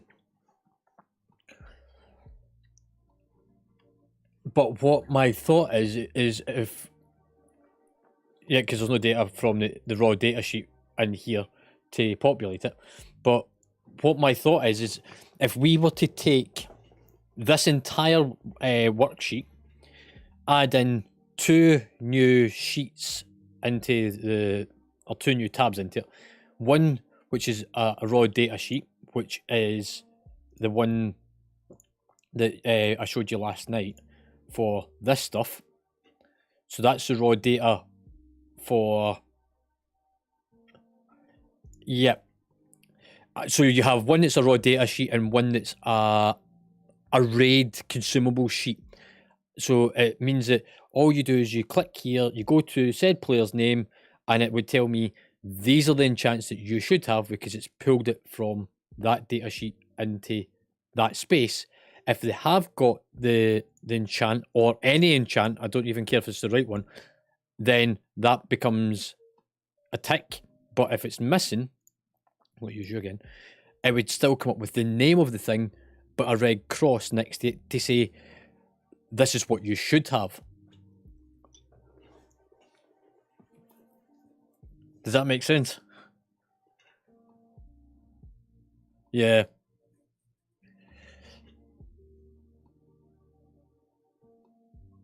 Yeah. So the only thing that's missing as well, so there's 2 bits of information missing. First bit is the actual enchants. Second bit is it doesn't tell you what specific spec they are. So when it looks this up, all it looks up is their class, their gender, their race, their rank, so on and so forth. It doesn't have specifically, and I'm going to use your hunter as an example. It tells me it's a melee hunter, but it doesn't tell me that it's a survival hunter. Because if you then go for Bragg, who is a range hunter, well, no, well, yeah, it's not been refreshed for a few days or so. But the point being is it doesn't have the specific spec to say a Beastmaster or a Marksman. But again, so look, what we would need is a drop down in here that we can turn around and say, well, it's pulling 90% of the information we need. We just need a drop down to say we want to tell it that it's now specifically whatever it is, and therefore this is its enchants that it needs.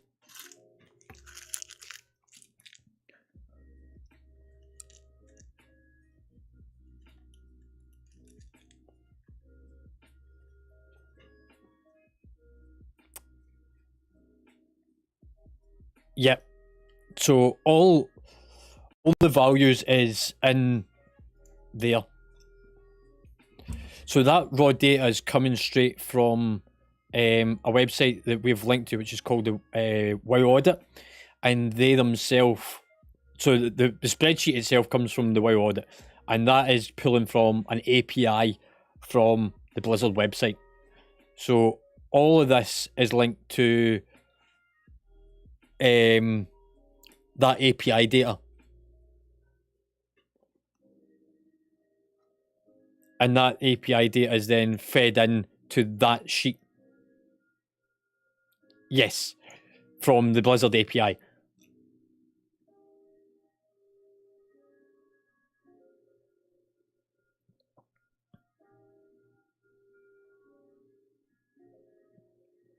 Well,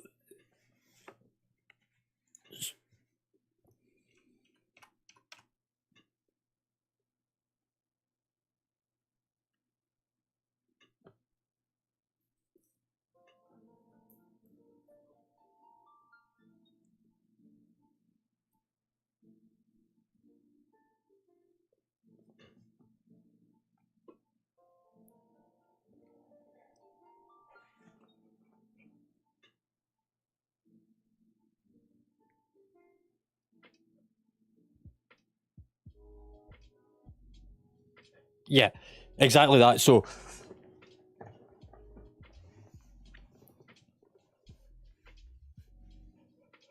well, it shouldn't be a lot of work. It's literally adding in.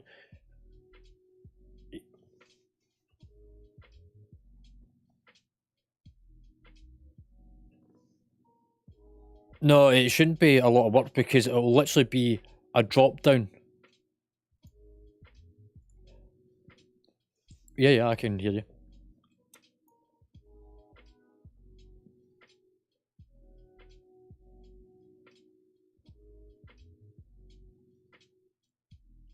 Do.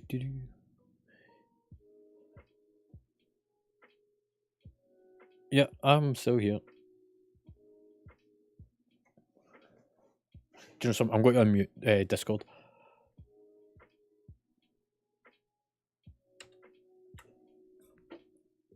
Yeah, sorry. Bragg, you might want to mute my stream.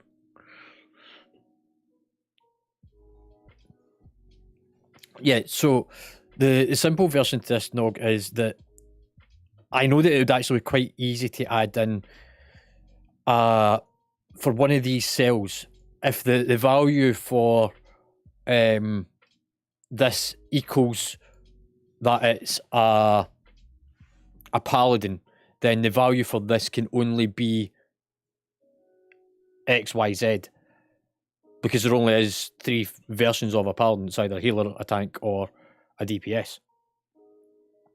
So you would make that, it's not, you wouldn't force the data in, you would have it as a drop down lookup to this data, because this has got, for example, like the, hang on, do clear that, pardon. So yeah, it's just the stream's a bit slow. That there would then pick up the, oh, that's the wrong sheet. I'll fuck that off to the end. So that becomes a drop down system that it can only be one of 3 things.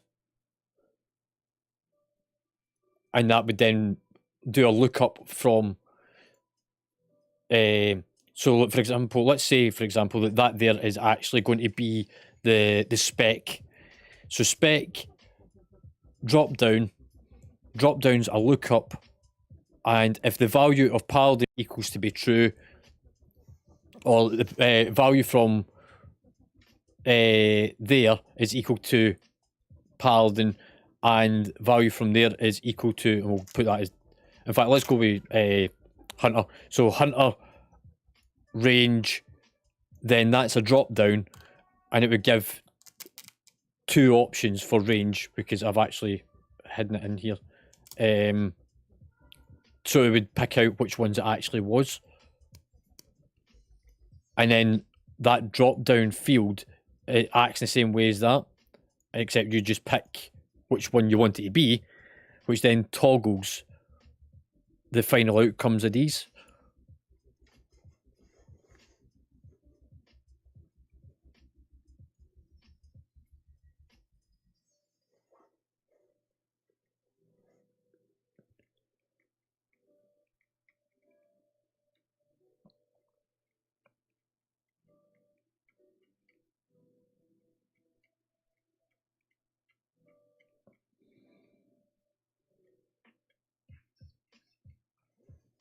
So is it on a raid night, if somebody's missing something, again, it ties into what we were talking about last night about like people needing consumables, because then the other one would be changing like this table here to be the consumable stuff, which would be things like flasks and combat potions.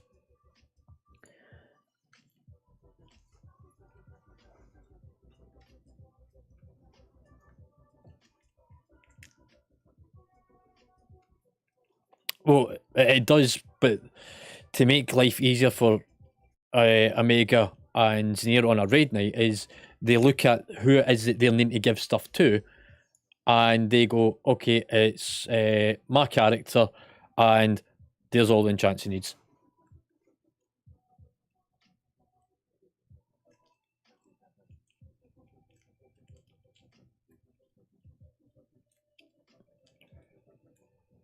Well,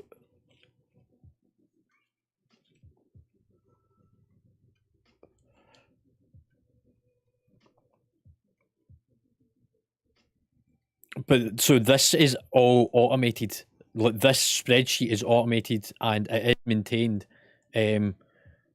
because it all pulls from this API, and Bragg inputs the names of the roster of who we have got on the roster.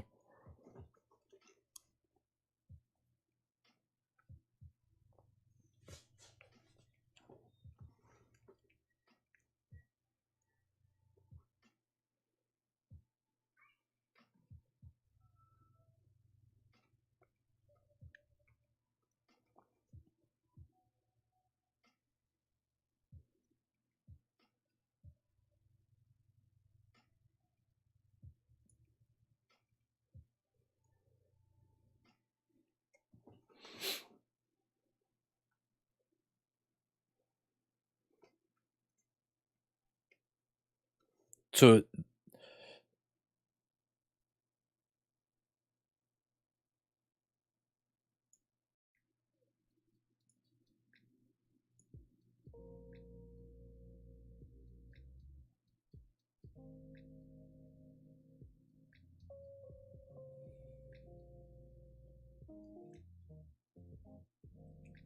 I mean, the gear that it's shown is that stuff there. So I mean, that would give a rough idea of what gear it's using as well.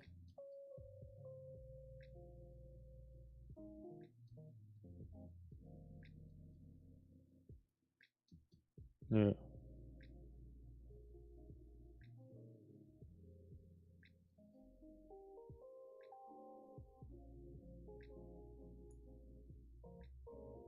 I mean, it's maybe just not been refreshed to update it enough.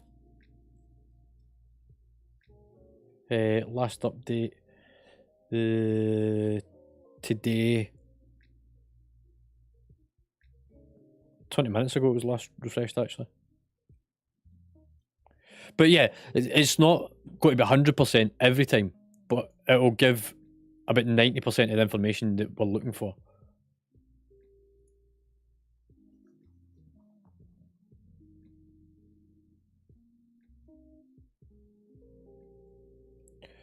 But that's where, like, you would. It's more that it would give a quick reference point, and the fact that regardless of this part here is irrelevant because that would become a drop down.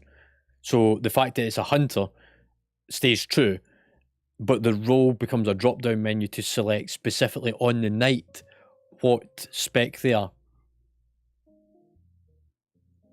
and then therefore that would be the right enchants because that would be the true values.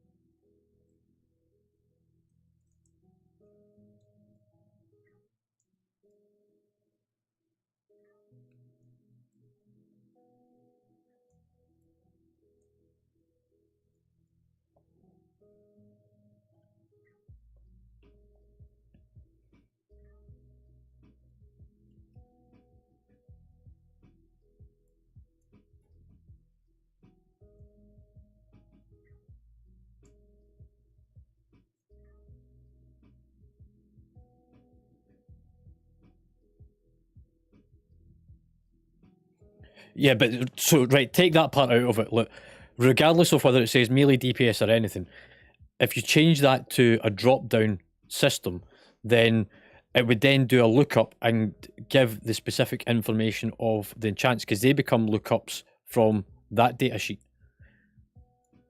So it gives the information of what enchants people would need, and all it is a cross-reference. You look at the person in game using the method raid tools, you can see specifically what enchants they are missing and go, right, okay, that is accurate, that's what they need, that's what I'll go and grab them. And then it has a finalised cost version on the end of it.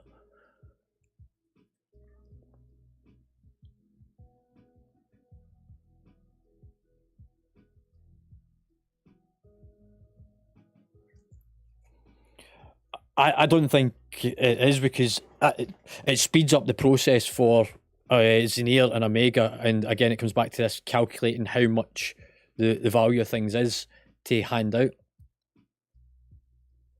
Rather than them spending 20 minutes at the start of a raid trying to work out how much to take off of people for consumables, they literally come in and go, right, I had to give that person 10 of them, 4 of them, 100 of them, so on and so forth.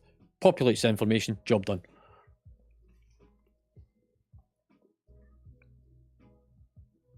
What, that part there? Or you mean the datasheet? Yeah.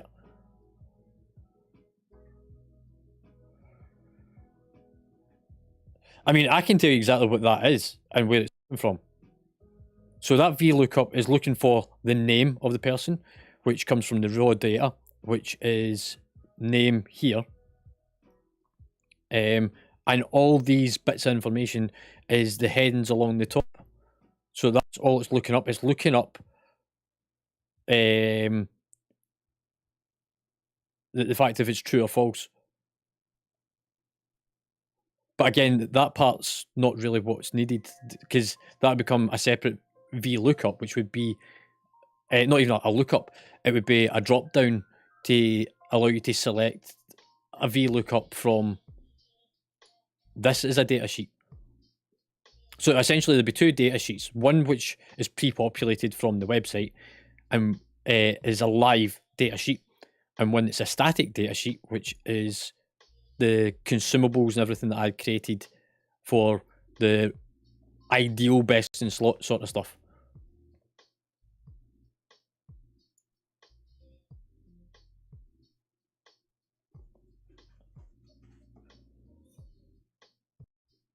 Do you get what I mean now?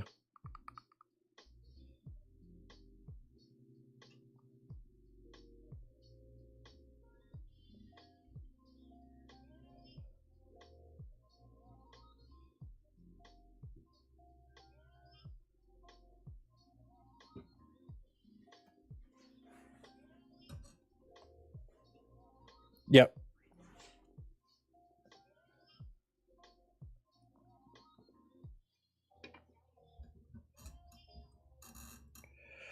Well, that's where it becomes, if it's not, so this is a fallback for people that turn around and go, oh, I don't know what chance I should have, or oh, I don't know what I use, I don't know what food I need.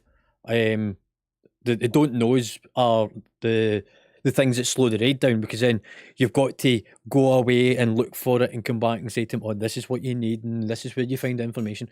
Whereas people that know what they need can turn around and say, oh, I need this enchant, I need that food, I need that. And that becomes very easy then for them to grab the stuff from the bank. Whereas this is an aid to accuracy for the people that don't know.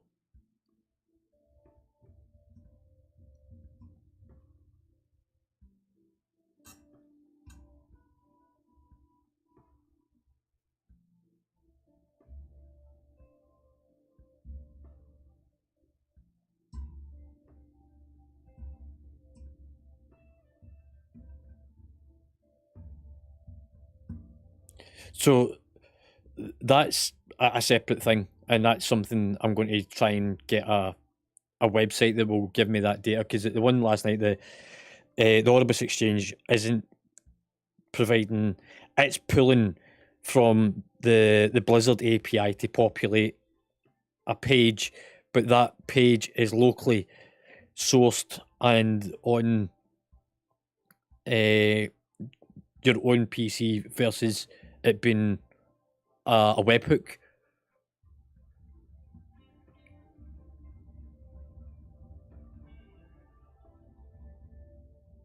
I mean, there probably is a way that you could create a webhook based on the API, the same as this does.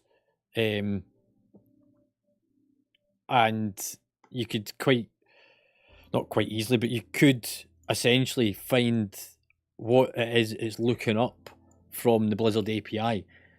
Like, there is other websites out there that does have the information on it, but it is not up to date for Dragonflight yet. But the price value one is sort of a slightly different issue. I know it was the thing that we spoke about last night, but the thing that I would rather have is something that helps the team out to be able to turn around and say, okay, that person needs these items and the quantities that they should stock as well.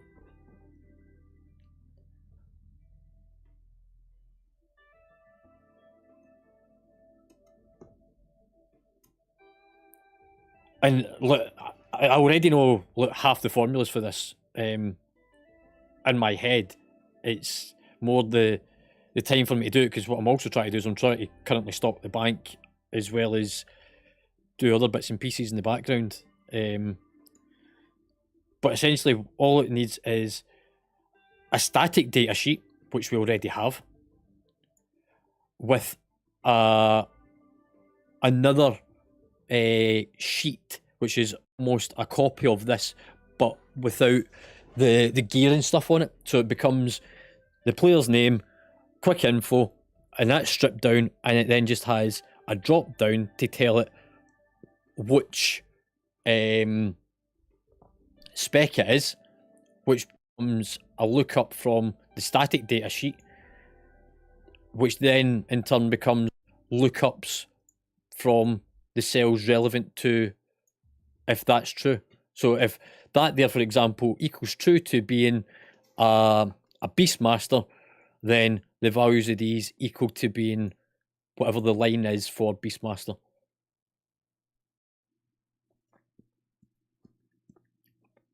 And similarly, that would become the consumables part, and those would become static values that they need, and in some point that would then become the cost value, but that's a later project and would become part of another static datasheet.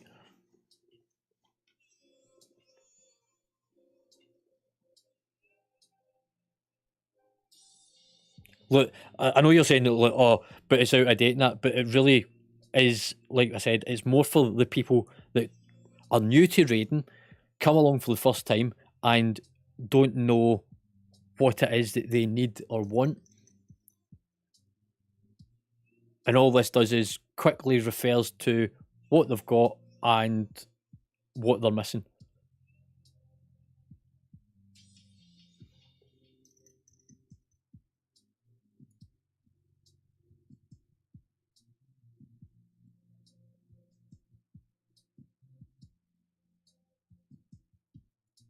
Sound.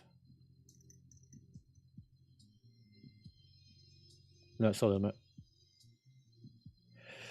Well, no, but you could have that argument with any bit of information, unless it's 100% simmed, then it's never going to be the right one. But again, this comes back to my original point of that it's not necessarily what is best for them. It is an aid to accuracy of what we can give them that is the least amount of time consumed of finding that information out.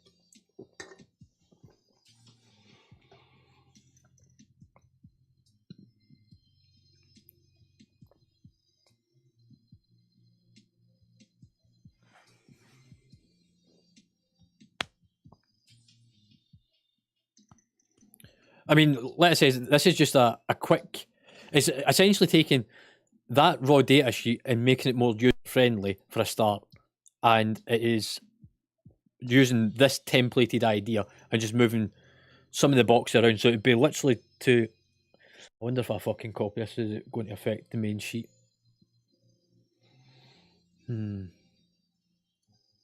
Yeah, I'm going to make a copy, because then it doesn't actually affect the data itself. So this won't actually ever update. But it's basically to take what we've got here and, for example, fuck that off completely. Change that there into spec. That then becomes a drop down. You don't need any of that there. Likewise, you don't need any of that. And again, you don't need that or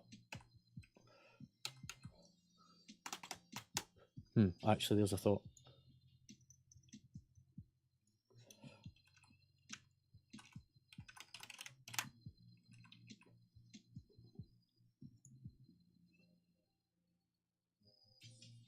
I might be able to use that for Ask Mr. Robot. I'll come back to that one. And this becomes consumables.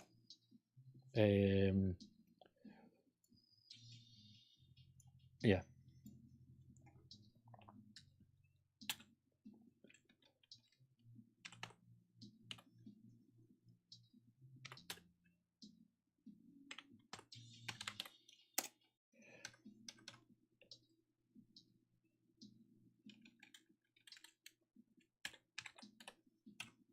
Cost.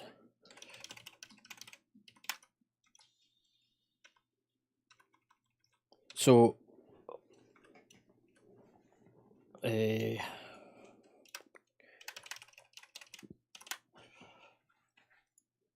essentially that's what you'd have, and that there becomes a drop down which looks up the data sheet, which is that, to then turn around and say, well, it's now a Beastmaster Hunter. Let me just change this to Hunters.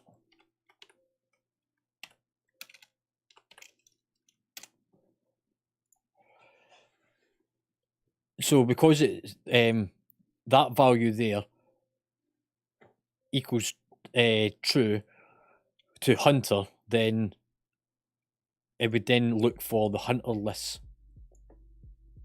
So it would then be a drop down, and then because you've then selected specifically what Hunter, it then grabs the line data for that and puts the enchants on that list and the consumables on that list.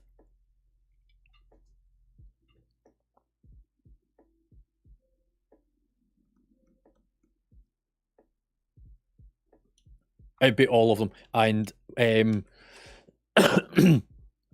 what this would be like how many they should have of whatever consumables it is,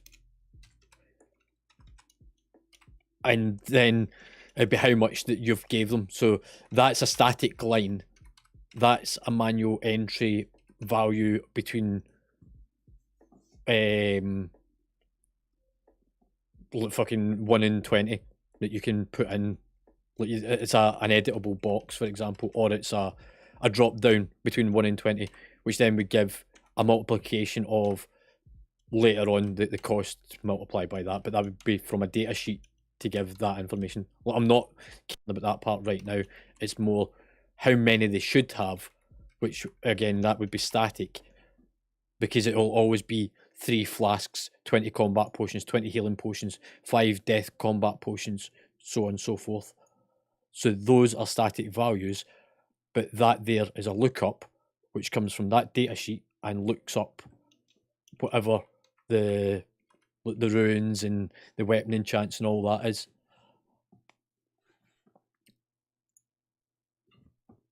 And it would give the specific name of what each of them is.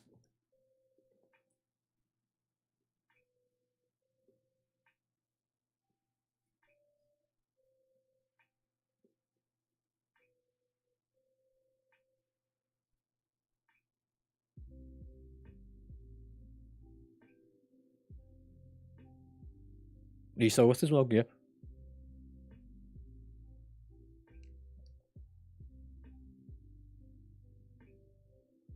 I mean, the majority of the information's there. It's just needing the code to do the lookups. And that's the part that, look, I know I can go away and do it, but it's then going to take up another full day's worth of time that I'm needing to spend on other things for the guild right now. And that's why I'm asking for help with it, because as much as I like doing this sort of shit, it's time away from Bragg needing a tank yesterday to tank dungeons, or needing me to fill the bank to help Xenir with getting materials in for flasks and stuff.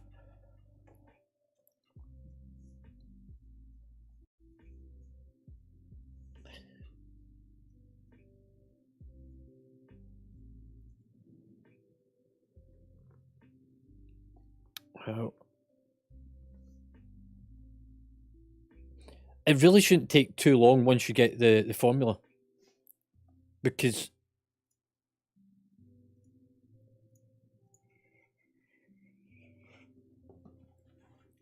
I guess I'll be adding it to my whiteboard list to do things. It just means that it's less time that I'll be doing anything, which means that if you're needing tanks, I'm kind of out of the equation.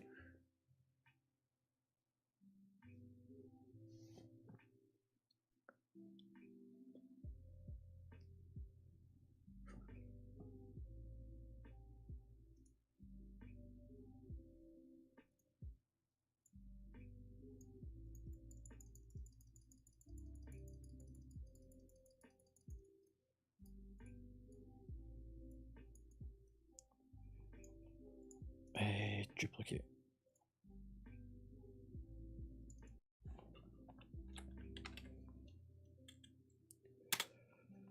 It's fine. I'll work away at it, but it means that I won't be doing much in game for about the next 2-3 weeks, because there's so many other things that needs to be done as well.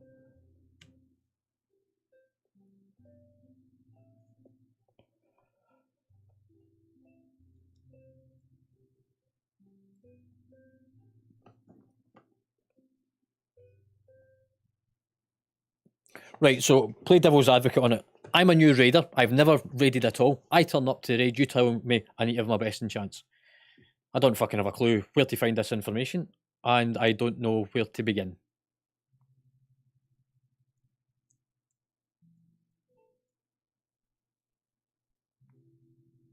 So how much time is that going to take on a raid night during our setup period to get all that information?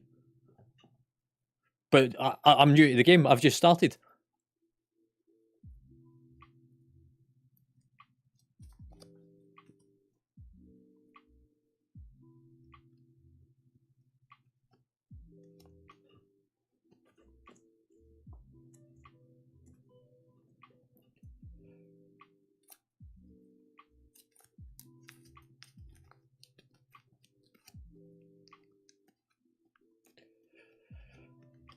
Well, it is difficult, because the amount of people that turn up, because at the minute somebody doesn't have an enchant, you then turn around and say, I'm really sorry, but you don't have an enchant, you can't raid with us.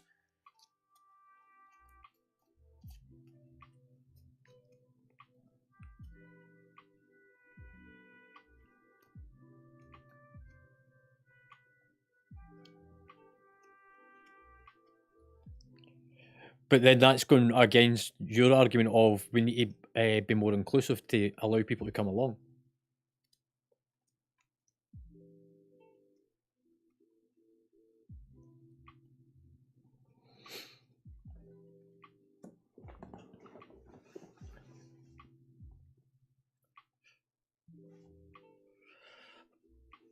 But again, that's coming from someone that's got experience of raiding and doing content. As people get to know that stuff, they'll know what they need and they can have it.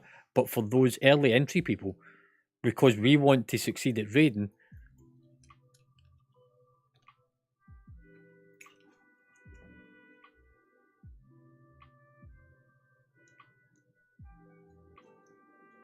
that it's not time consuming on the other side. So it's not got to take up 15-20 minutes per person on a raid night.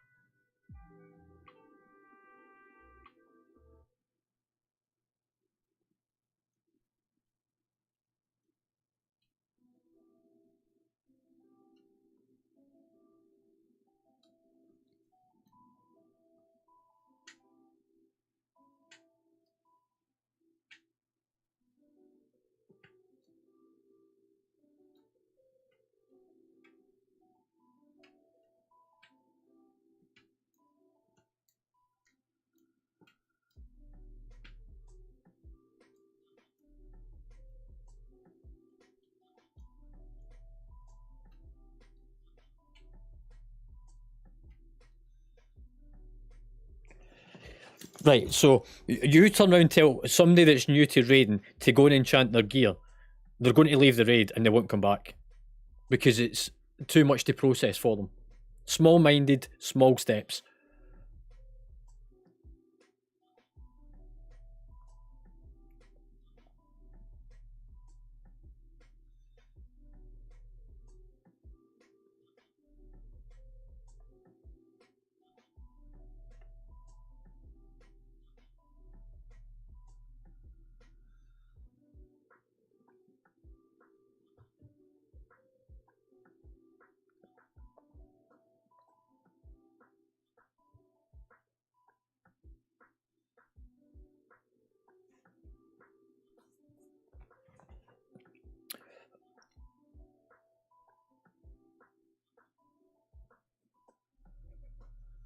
But going to the auction house and looking doesn't give you the answers.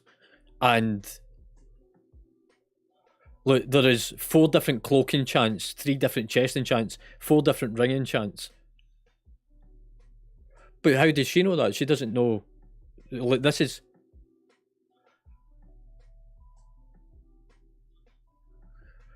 But that's because they've never had MD to help and show them. The whole point of the way that we've set up flexible raiding is we will take MD because we will educate them over time.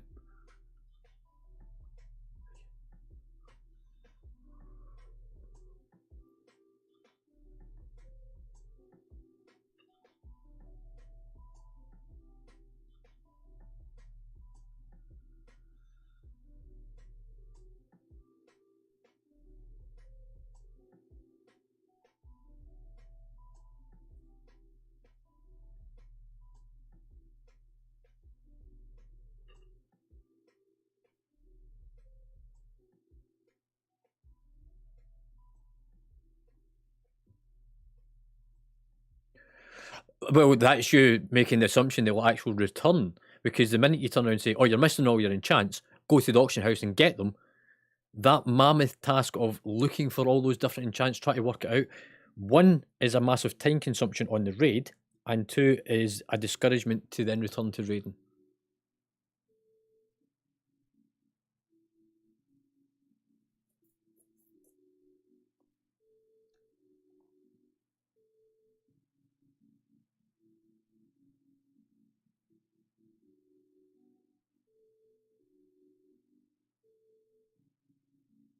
No, no, look, that part I get. Look, I'm not expecting this to be set up and have a spreadsheet done overnight.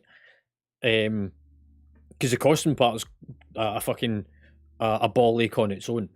But having something that's long standing, this is a long standing document that becomes an aid to accuracy. Look, it's all about aiding accuracy rather than, and also reducing fuck about time and pissing about, because you will get people that know what enchants they need, and they are the people that know their classes and can turn around and say to Omega, "I'm missing my cloak enchant, can I have that from the bank?"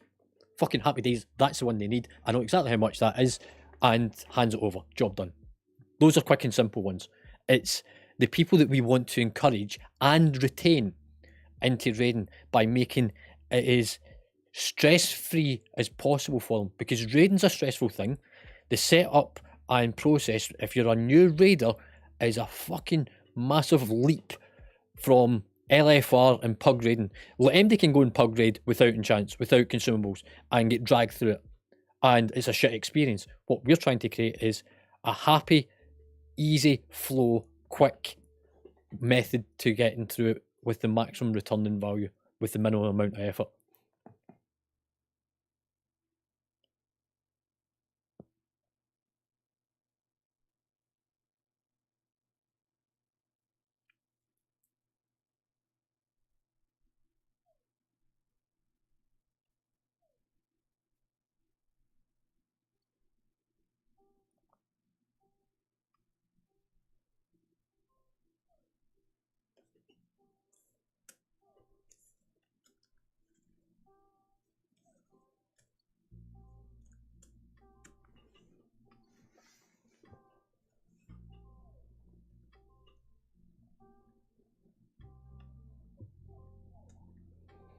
I don't. Well, I know for a fact there's people that come raid with us, or people that are on the outside that would come and raid with us, but hasn't got a clue about combat potions and stuff. In fact, I'll even ask you, like, what combat potions should you have for raiding tomorrow night? There you go. So how do we get that information quickly?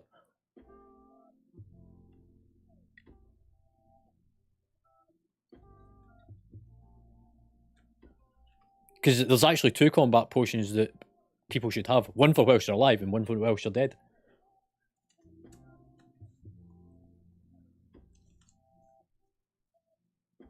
But again, you think about how many people this would aid, because, in fact, this could actually be made visible on Discord so that they can come in and select their name and it will tell them what enchants and combat potions and everything they need in advance.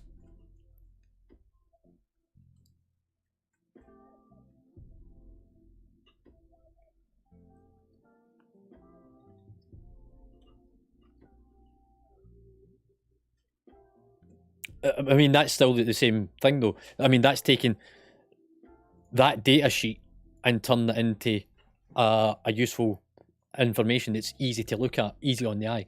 Because the minute you give somebody that, it's a fucking shit ton of information. It's like, I don't know what that is. There's too much information there. Not necessarily that on its own, but if you go back to the master view, because that is just fucking tons of data.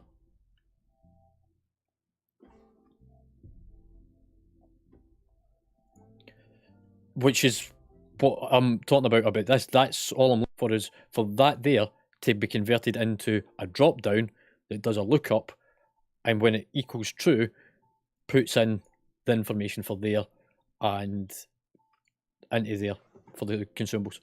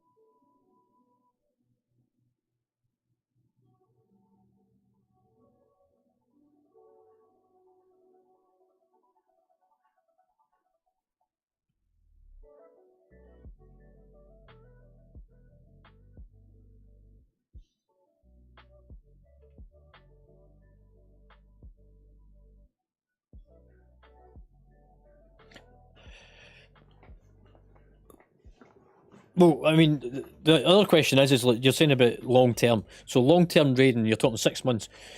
The season is forecasted to be close to 6 months. So each season will roughly be on a 6 month cycle, going by Blizzard's roadmap that they released at the start of the year. So if you think about how much something like this would help over a 6 month period, then And it would only need to be reviewed every kind of 6 months whenever maybe new enchants or something come out, which is actually highly unlikely because enchants and consumables tend to stay the same anyway. Can I ask or beg the question of if it's how much time over 6 months worth of raiding would be used up for MD on a raid night that is unsure of food, flasks, consumables that they need, and them been turned away from raiding, and also how many wipes could have been prevented by making sure that people were enchanted, had their combat potions, had all the buffs to push the fight that little bit further.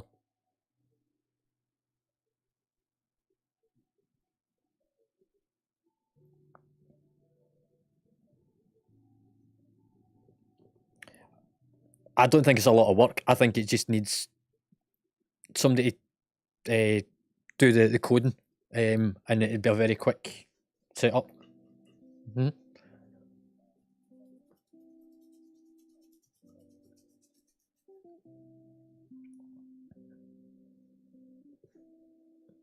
I mean, half the code is already in sheet because it's already telling you what the VLOOKUPs is, so you've got referencing.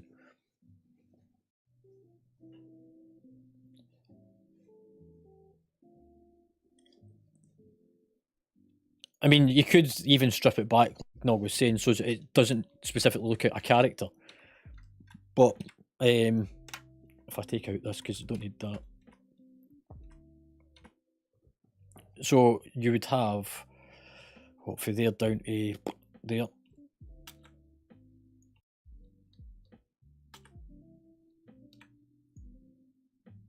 It's not going to work right, but yeah, have it as a drop down. Yeah.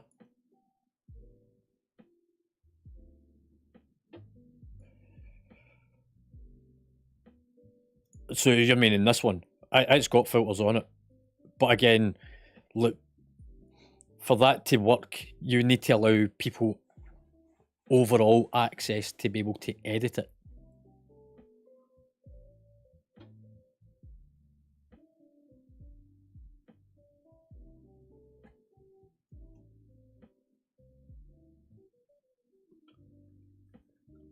Which means that there's potential for things to get accidentally deleted as well.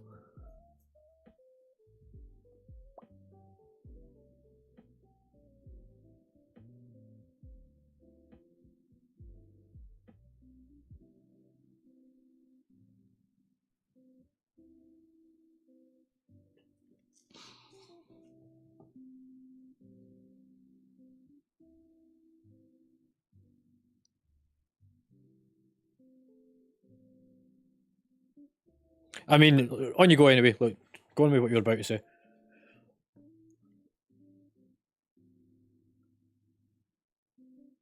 I mean, the thing that's going to fall into the back of this is my question of what happens to people like Zinir. Zinir does not know how to use a spreadsheet. She even admitted herself last night. So to turn around and tell them, you've got to apply a filter, how do I do it?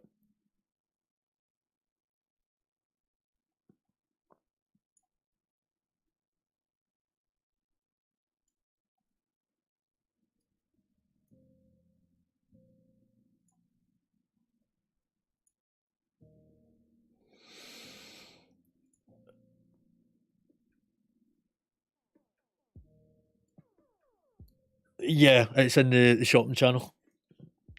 So what you need to do is no, I'm not expecting it for tomorrow. If you can make a copy of the Droptimizer one and make a copy of that one, and then I reckon it's a case of putting that information there, that master tab, in as a data sheet on the back end of that, and changing this layout page to what we're kind of talking about.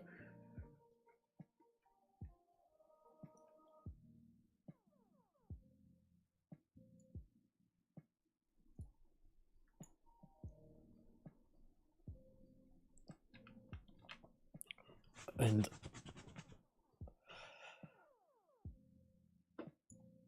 Right, that takes care of that part. No, the part that we need to have a look at is the raid stuff from last night.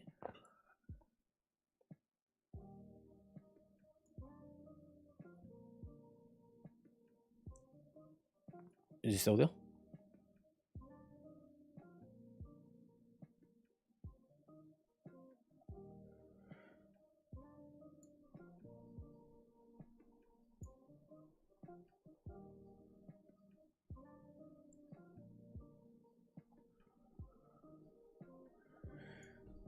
I guess he's away just now.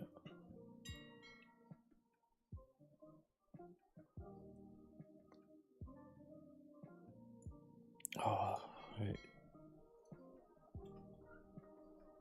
Yep. Yeah, I was just saying the next thing that we need to do is me and you need to look at the stuff from last night so that we can try and work out that fight.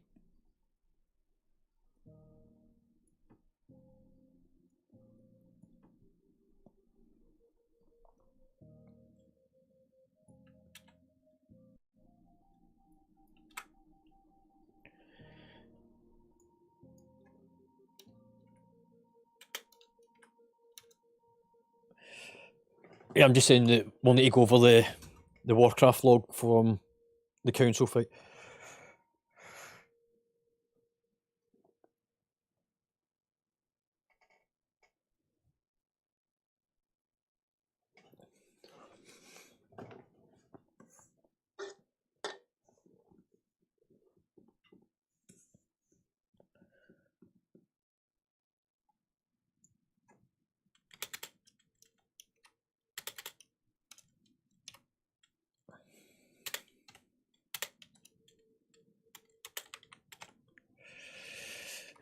Right. I've still got to do fucking gems and stuff as well.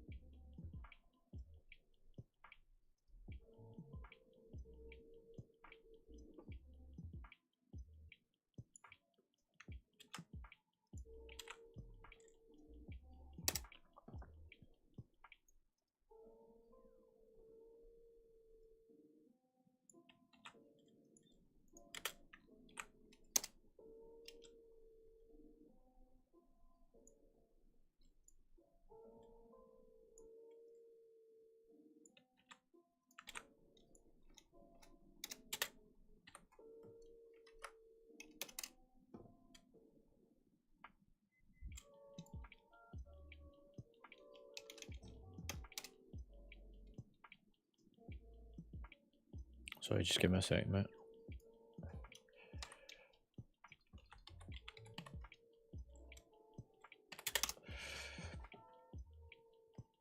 Fucking hell, even the price on the gems are stupid.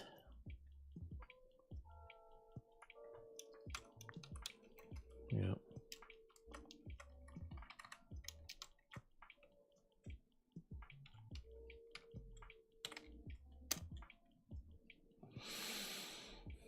Right, I'll need to come back to this because I need to do the Warcraft log thing.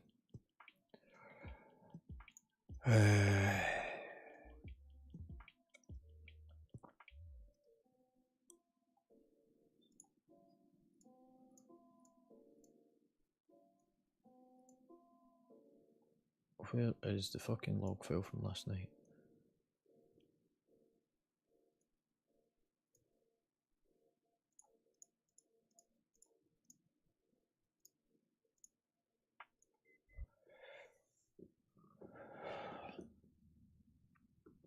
So we did get it down to 47% on the 5th pool, which was our best pool.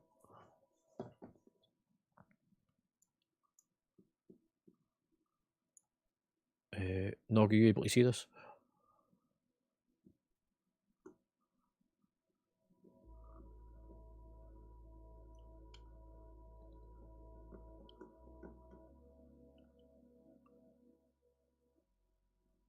Yeah. Yeah, don't worry about that. Anything that's down this bottom corner is never going to be massively important. Right, so this was the different pools. So we pulled it 10 times. First pool, we got 73%, which was okay. And we can see there's progress, and then we start slipping again after the fifth pool. But the fifth pool, which was the best one, if we look at the damage taken,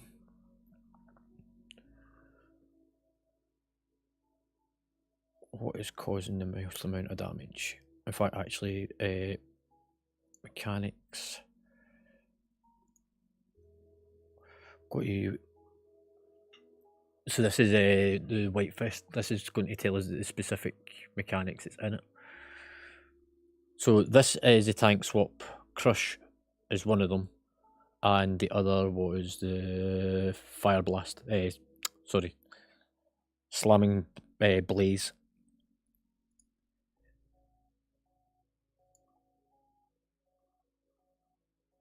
So we were swapping perfectly fine on the Slamming Blaze of one stack. Crush, you didn't get Opal off me at one point, and I ended up with 2. So the rest of that was fine. It's just that needs to be better managed. Also, you can see by this point then, so you must have died from something, but fuck knows what it is, because you didn't take 2 stacks of it.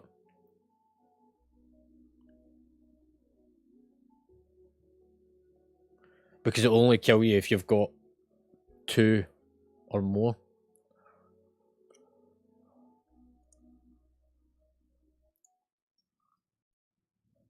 So let's have a look at the replay.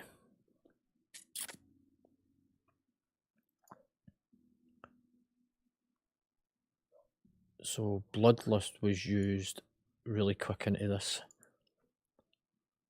way before we'd stopped moving.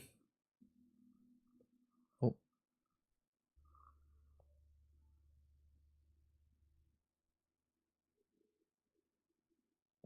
Can you hear us okay?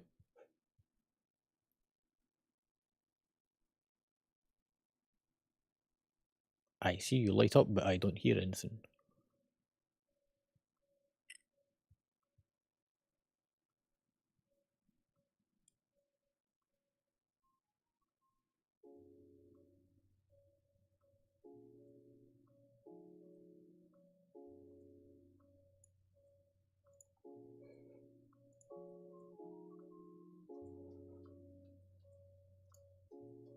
Doo-doo.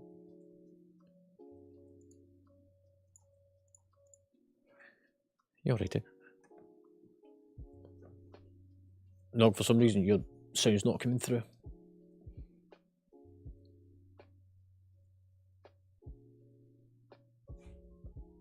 No, Nog.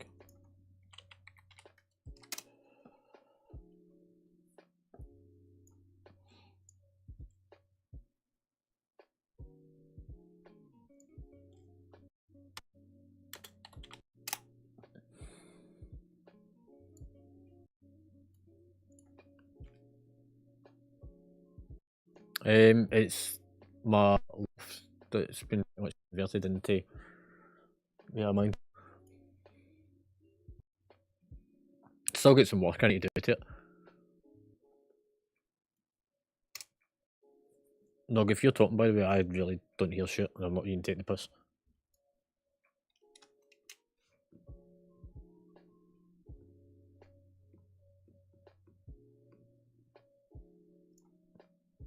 I can now.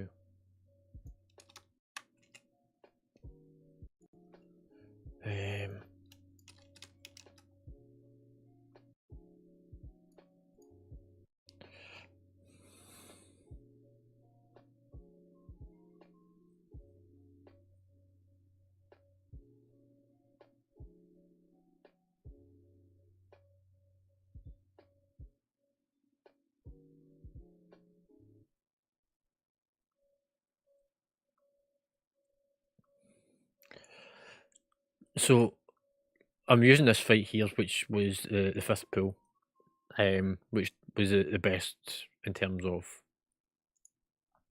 stuff that was going on.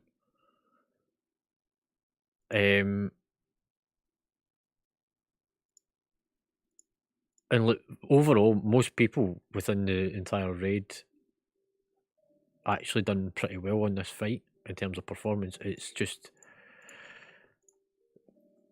the Opal and Fire been swapped around. I think it's the major issue. Because you can see that the first ad, Ice, actually dies on this one. We killed it.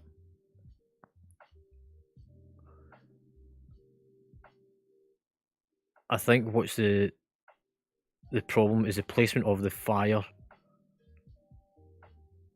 and having to move. I think actually the way to handle this fight better is not to use the tanks to drop the shit on. I think actually, having thought about this last night, if I bring up raid plans, yeah, I think it's a bit much for us to have to constantly move and constantly swap. I think what it needs to be is we deal with the swap and the rest of the raid deals with the bring up the raid plan.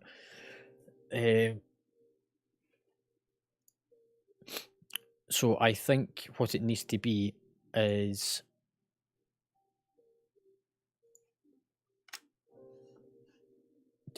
that's Frost. So Frost comes to me, Lightning goes to you, Fire comes to me first, and Opal goes to you.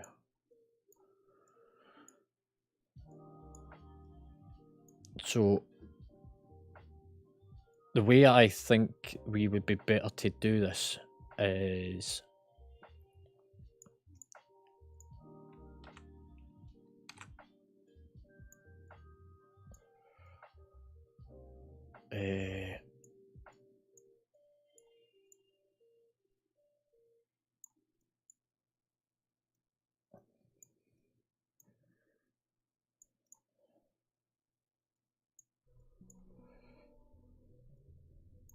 so if we do it this way around, this keeps us still at 40 or within the 30-yard range for the swap.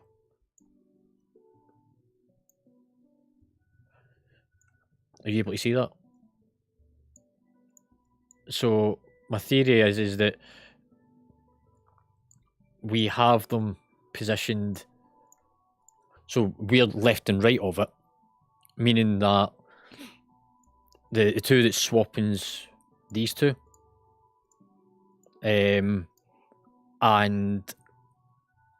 it'll go backwards and forwards between us.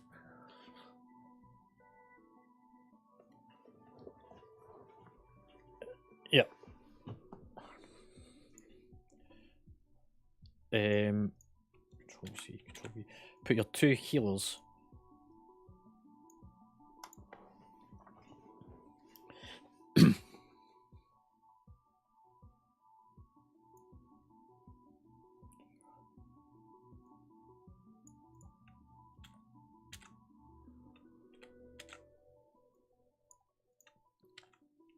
So, having looked at the number of kicks and the number of everything else that we've done, so if I come back to the logs, go to the analyzer, there will be a slight delay in you seeing this. So this was the most successful fight that we had, and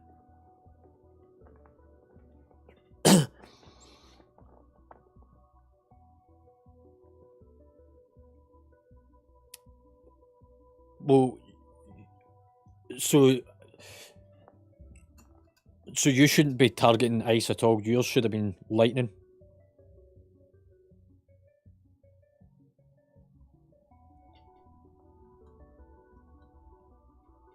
No, but Lightning has got a cast as well. So they both have casts, and that's why. So I've had a think on this one, and I think to stop the overlaps of kicks is we're going to split into two. I think I'm going to move that to there. So we'll have one group focusing on ice and one group focusing on lightning.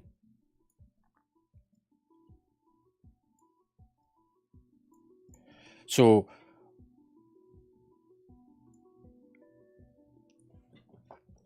yeah. So group 1 takes frost, group 2 takes lightning. Healers fucking stand sort of slightly spread out. And that becomes sort of the main effort of what's going on. And that becomes the sort of static part of the fight, which is keeping it in place. The only thing that's a major mechanic to deal with, if we come back to the mechanics, so going down the list of things that happens, failed to warm up, which is people getting cocooned in the frost, which was you on this occasion. So you need to run into the fire and then come back out it. Now you can see here a way that they've kind of done it. I'm not really interested in their version of it. So if we make a copy of it, the warm-up effect, we want to have it's a kind of orange. Let's go with Druid. So you want to have 2 pools of stuff on the ground, but we probably want to have them sort of spread slightly back.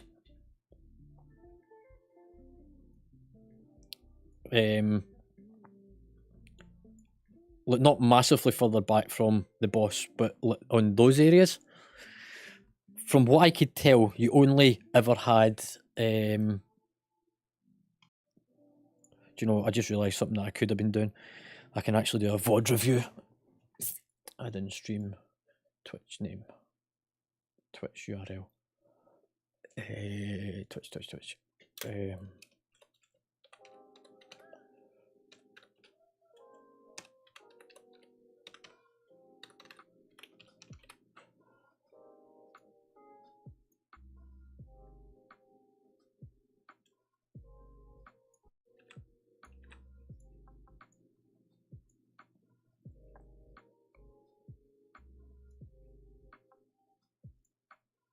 Hang on a second. Just bear with me 5 minutes.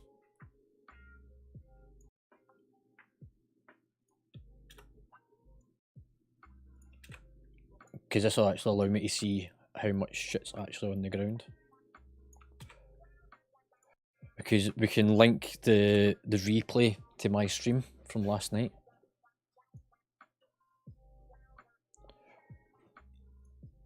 And we then take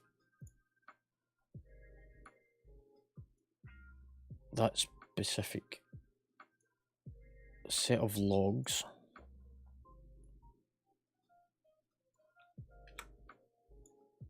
and add that into there. There we go. So that then gives us all the fights, and we can go to that one,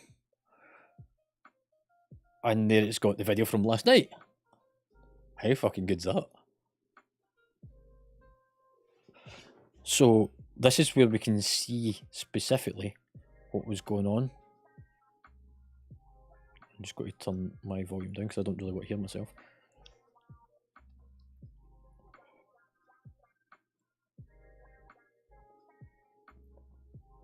Yeah. Right, so there's the swirlies coming out. So there's the first set of swirlies. And we're still going through a bloodlust phase. So bloodlust was wrongly timed because there's still a lot of movement going on. This is the time where we were trying to put the stuff on the markers. So even they're out. But take that out of it. What I'm wanting to know is how many spoils of fucking shit is there on the ground.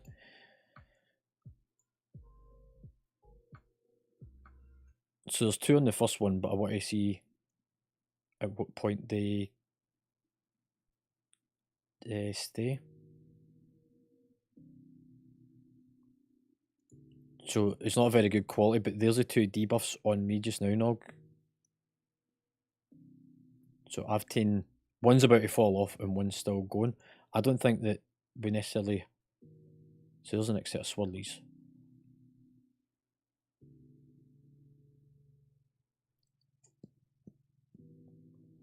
So that's 4.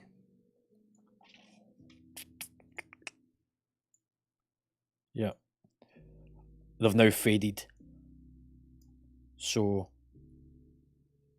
at that point there's yeah. So you can see that they've just faded in the background at that point. So they do go away after about 2 minutes. So that means that you probably want to have group 1 put their first one where it is, because that's close to where they are. And then the second one would go there, meaning that by the time the third one comes, it would have disappeared again. Are you following along on this, Nog? Yeah. So the idea would be is you've still got the same kill order. Group 1's dealing with these 2. Group 2's dealing with these 2. Group 1's DPSing ice. Group 2 is DPSing lightning. Tanks are swapping in the background, but we are facing each other so that we can see each other's swaps. The first sort of fire goes out and it drops down. Obviously, what you need is a group to soak that. Probably do need the healers to come in for it to help soak it to take the damage, and that includes melees running out for the soak. So you don't put it on the tanks because then we would need to relocate in order to get out of it for the next one. So that becomes the first soak. And then you place the next one. Nope. Like you said, you overlap them slightly, but so that they're just not on the tank. It's just out of range of them.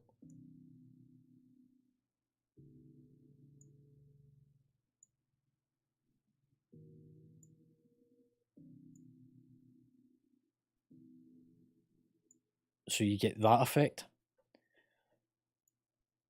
Which means then that by the time that the first one disappears off the platform, I don't like that one. You've then got the space to put the next soap back over here. So the soaks just keep going backwards and forwards, and all we need to do is put a set of markers on the floor for 4 soak points. So group 1 has 2 colours, group 2 has 2 colours to go and stand in for the soaks.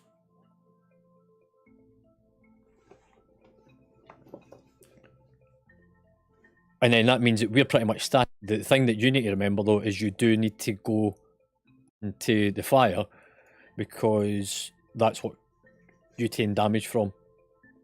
So you get cocooned in the frozen tomb because you didn't remove your debuff.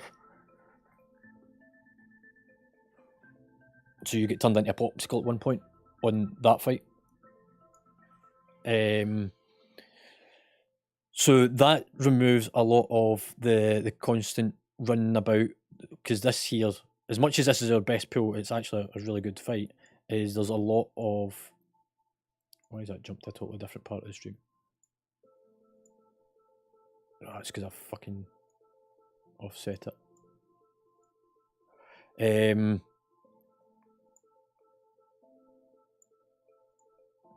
So yeah, there's a lot of movement in this for us because of where we're at and constantly moving about. So I think that would solve that issue.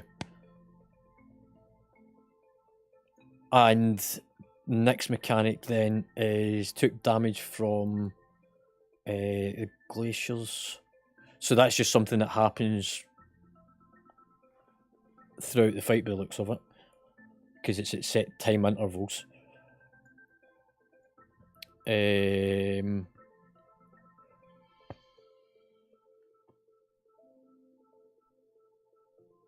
Broke players out of tomb, so it takes 3 seconds for that tomb to be taken off of you, but that's still 3 seconds that could have been avoided by hitting the fire. The number of lightnings, chain lightning. I wonder if the more just spread out, the less people that can hit.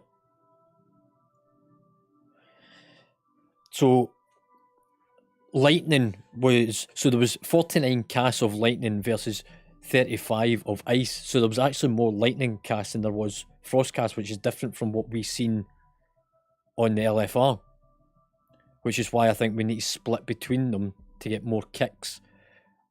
Because even though we'll never get 100%, we should get more if we just split up. Because we've done really well. We get like a score of 100 on frost, but only 22 on lightning. So I think if we split into 2 groups, one group's kicking one side, one group's kicking the other. We just need people to have a manual count, because there's only ever going to be 3 casts for folk to be able to kick.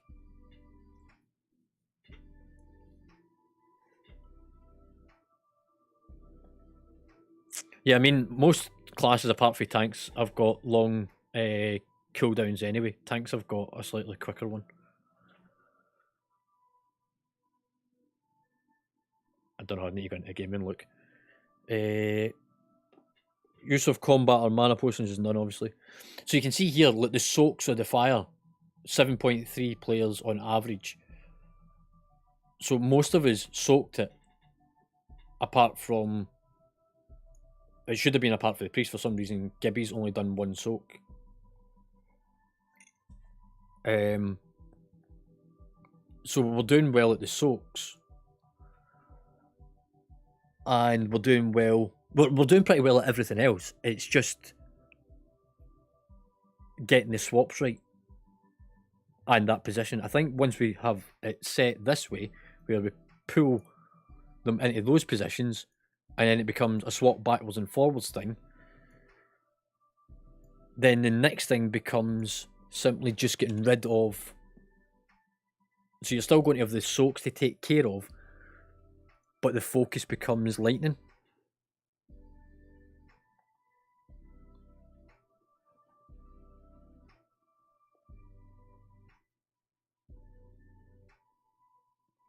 Yeah, I mean, they're baited close to a group of players, so it'll always be close to where people is.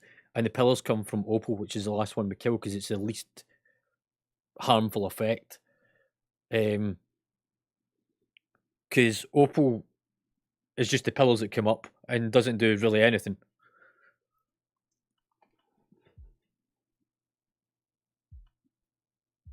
Yeah.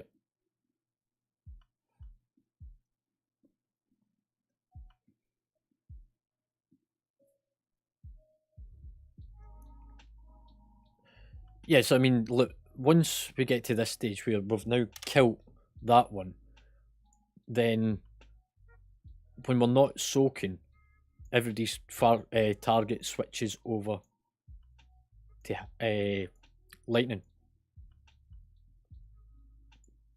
And then during the soaks, again, it's group 1 goes to their side, group 2 goes to their side, and it just becomes a backwards and forwards motion.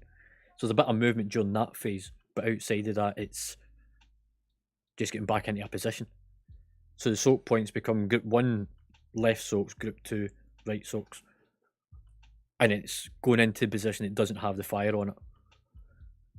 And then once we get to this stage, there is no need to soak yourself into the fire to get rid of the frost because the ice is already gone. So there's no need to deal with the tomb mechanic because it's been eradicated for the fight because we've now got rid of frost. I mean, what we could say, I suppose, actually, is Group 1 continues focusing on fire because it's the next deadliest thing in the fight, which is the soaks, because then there's no movement needed after it's gone. The only thing is that it moves backwards and forwards with the tanks swapping.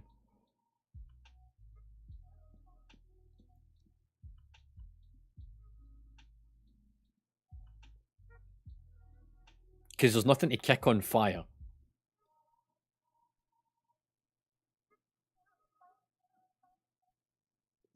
Yeah, I'm starting to think that might be a better idea.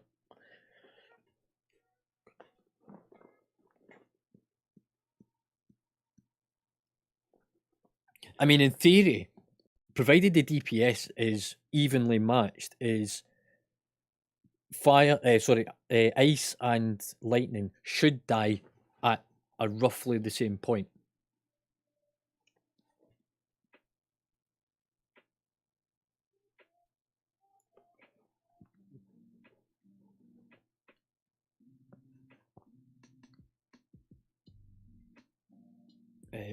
Council.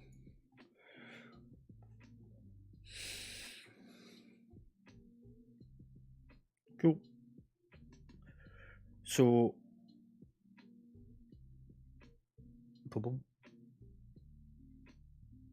Hey, he back, dude. His nog trying to talk and it's just not working for him.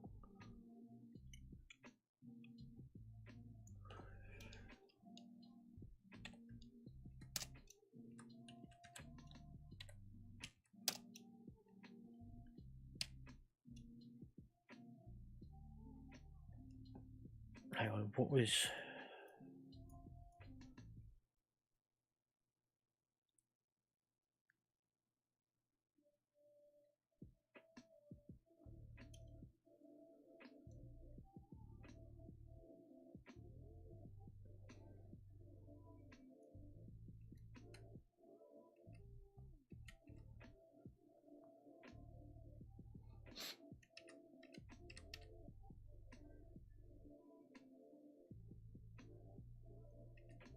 Right, I get how to do this now. Group 1, Group 2.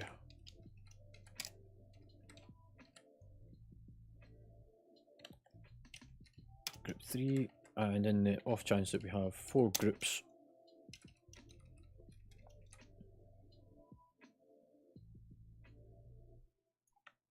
Nog, are you still there, mate?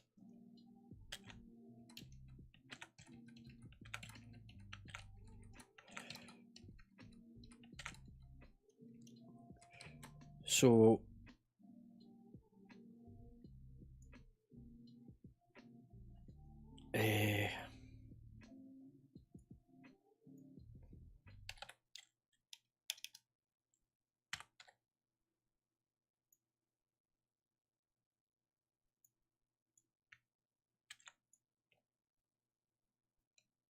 Oh, what the fuck happened there?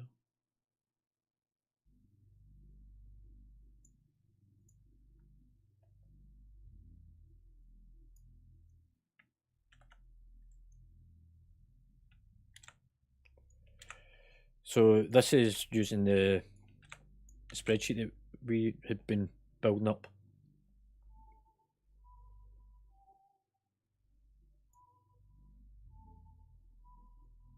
Yeah. Blue and purple.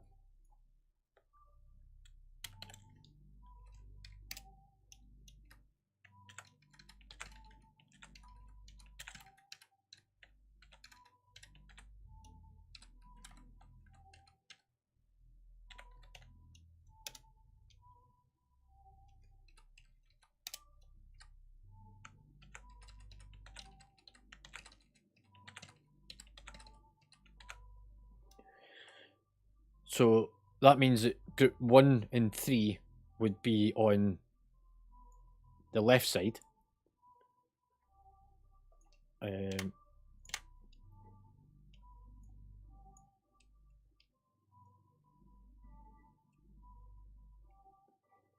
you have their 2 soak points.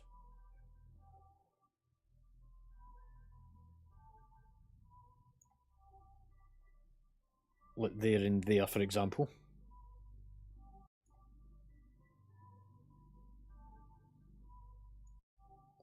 In fact, the first one actually can go where they're stood. Because then it's close enough to the tanks, but not on top of the tanks. And then the second one should be sort of similar.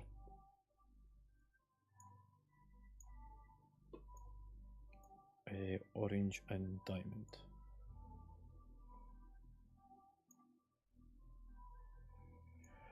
Is this making sense to you, Nog?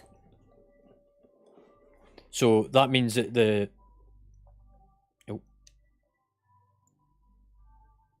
Oh, it's red. I don't want red because it's too close. Green.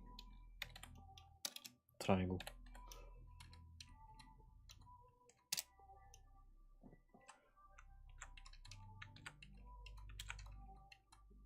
Yeah.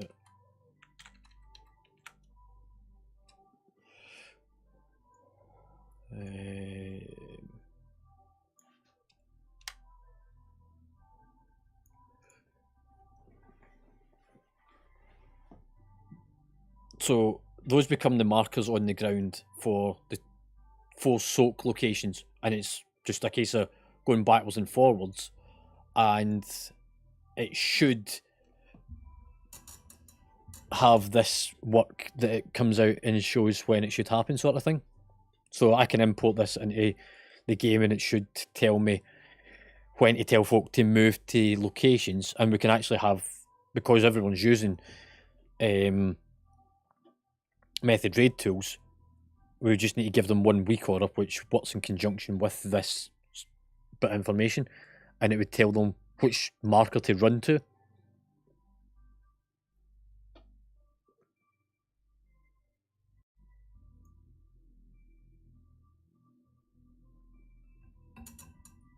Yeah. So that means that that's when the...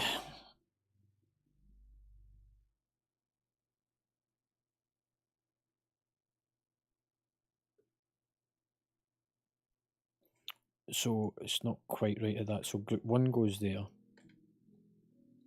No, group 2. So group 1 and 3, the same. Why am I not doing that? Do.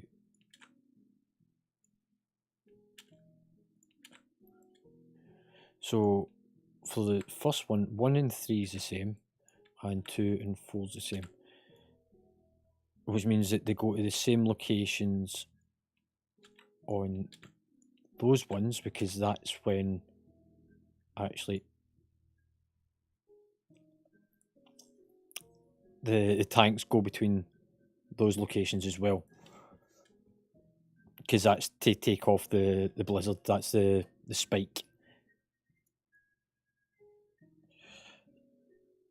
The next time around, it becomes orange and diamond.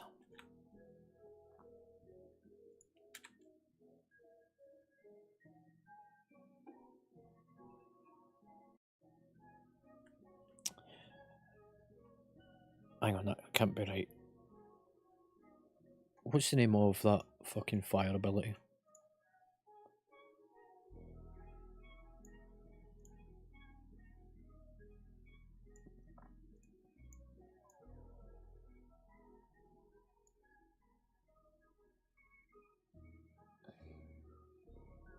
Meteor Axe. So anytime that Meteor Axe appears on this, so Meteor Axe is there, it's there, it's there. So it comes out, we run into the fire, it comes out.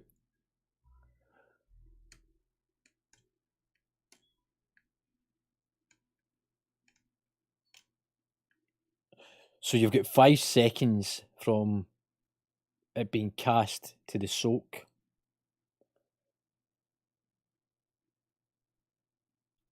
So you group up, you soak it, you then go back. So that one, that's a swap. Back to the first location, which is that row there.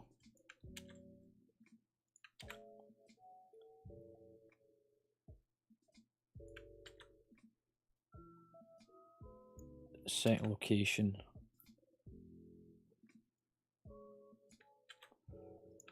First location.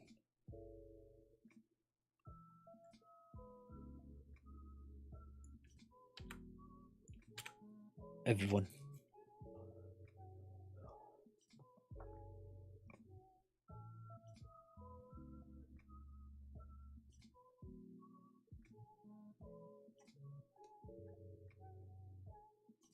In fact, you can even change that just to everyone.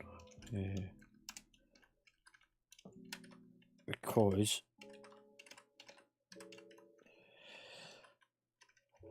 we can make it always the same place.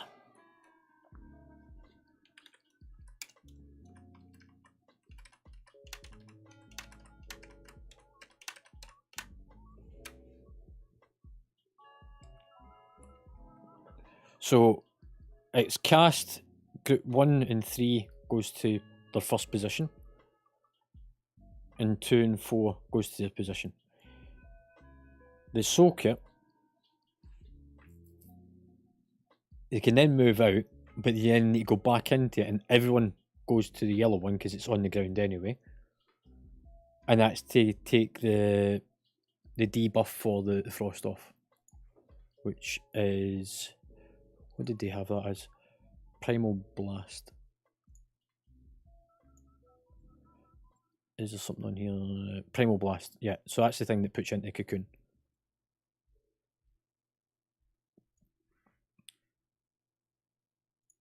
So you soak the fire from that one, and everyone can go to that.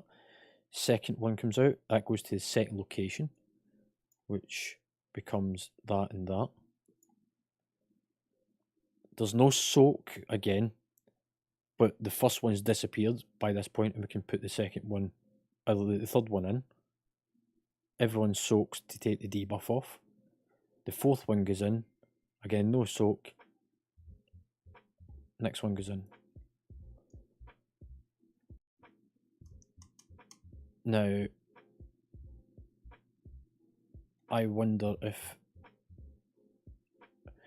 So they're expecting this to last 10 minutes, but it's only got dynamic timer up to that point of 4 minutes. I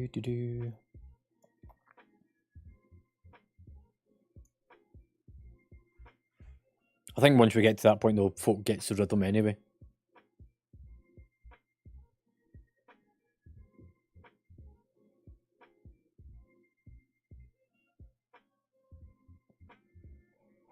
Now the question becomes is, where's their 40 seconds of no movement?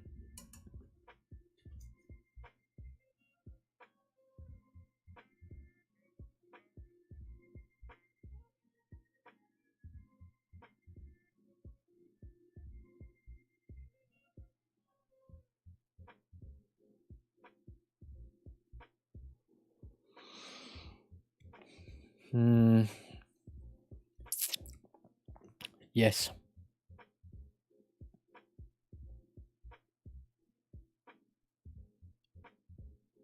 It's in here.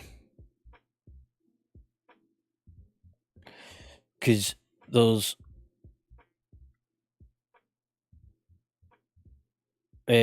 so that's...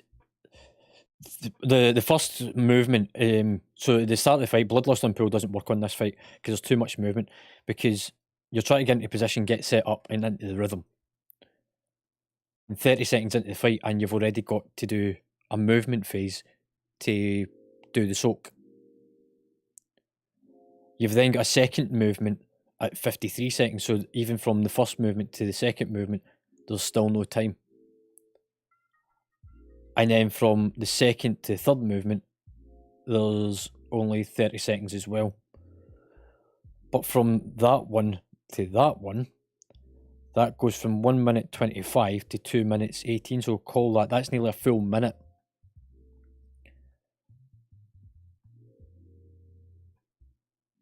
So I think Bloodlust would be better put in this line. So it's after the soak. So the soak happens at 30. That's at 50, 60, 70, 80. Yeah, I think Bloodlust should go in here.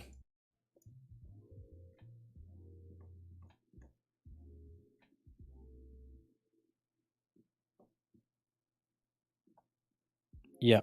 So there isn't a line serial to put in, but I think we put it over the top of the soak line, just as the heads up of we're about to Bloodlust. So it's not necessarily to actually Bloodlust. Oops, that didn't quite go so well.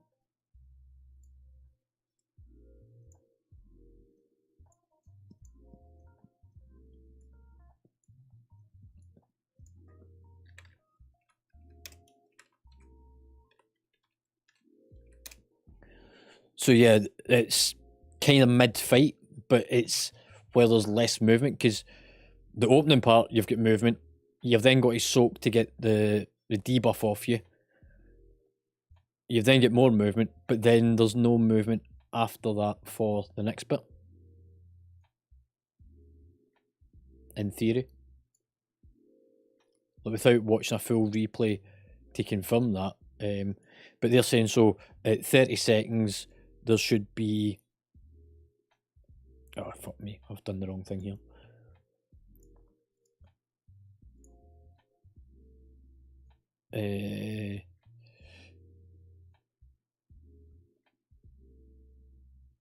So 30 is when it should be coming out for the soak, roughly.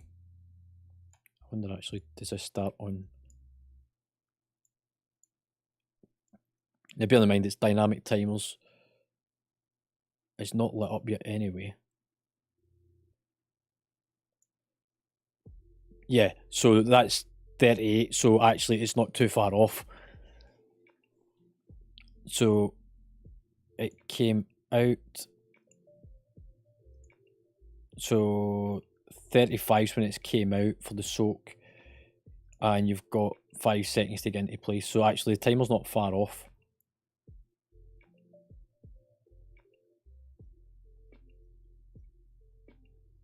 And actually that's another good reason why we want to be where we are, because we face the two bosses away from the group, because there's that front cone effect that you just seen on this one.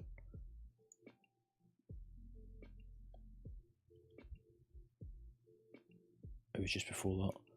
So now there's a massive movement for us to try and fucking move all of them, which is where our problem was kicking in.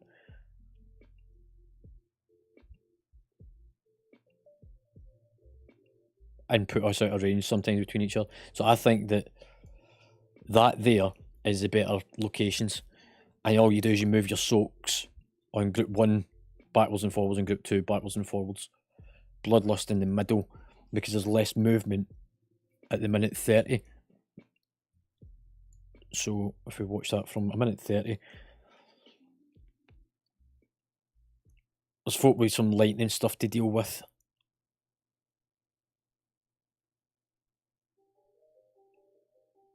Frontals for us. Pillars. Minute 46. So that suggests there's actually another soak actually in there that's not listed.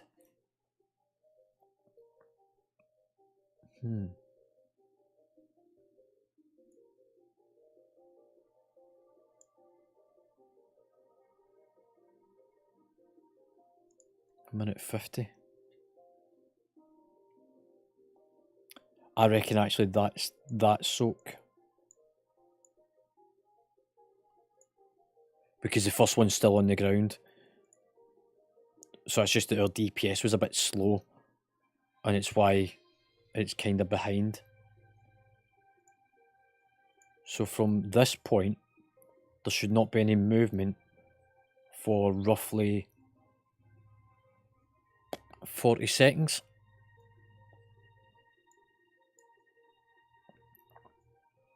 So I'm just jumping back. So there's a soak going in there, so that's at 150.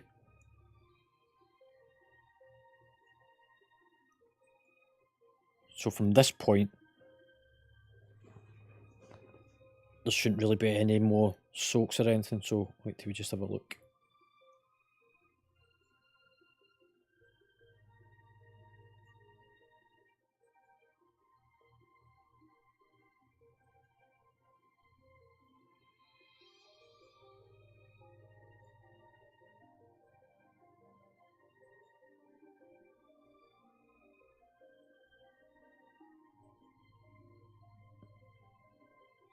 And see, actually, the way they're stood just now, that's sort of the ideal position for them.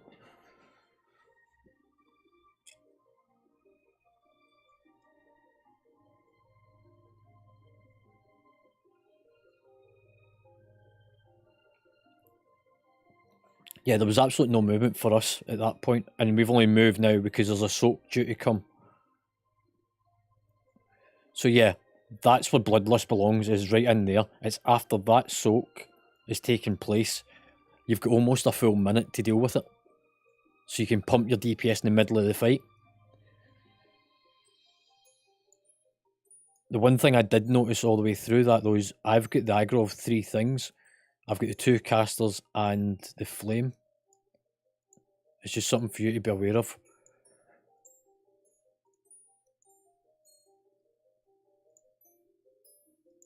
Like, you can see that the swap of fire and opal's taking place on that. It's just I'm taking extra damage from one of the other casters. But I think mechanic-wise, that works.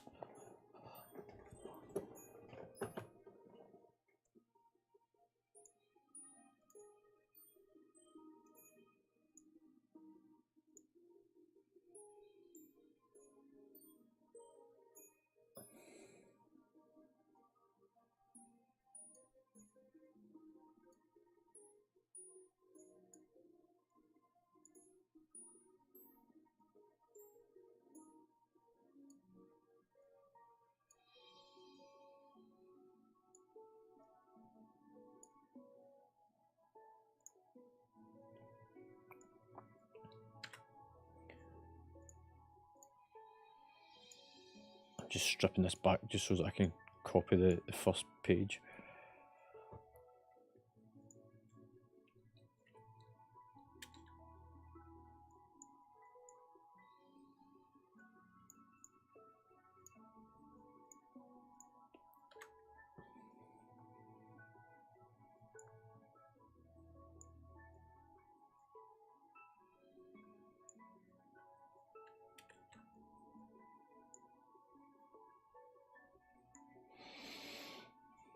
Because then it's close enough for us to just dip into it and move out. We'll just sort of sidestep or backward step for our soaks.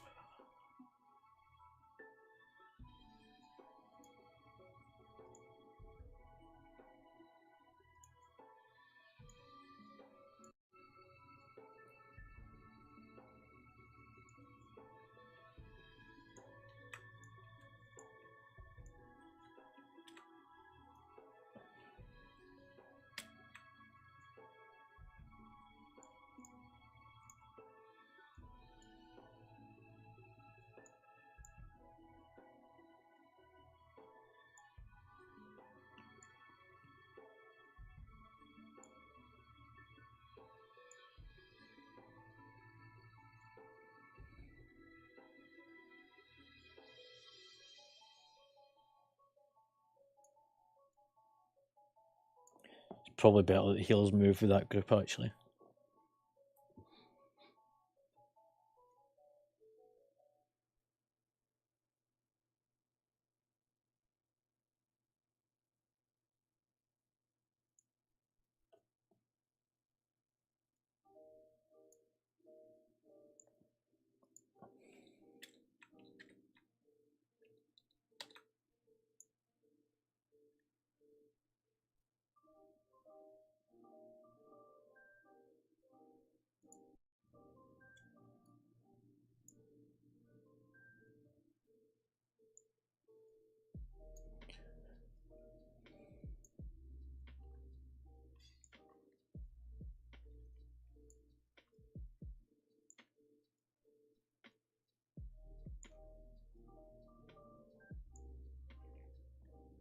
And then it's just waiting for that to drop off,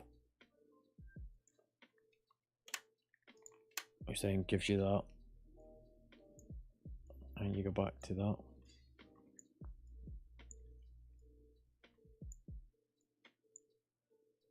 So I think the only one change I'm going to make is putting the healers over at the markers from the start, because then they don't need to move for the soak.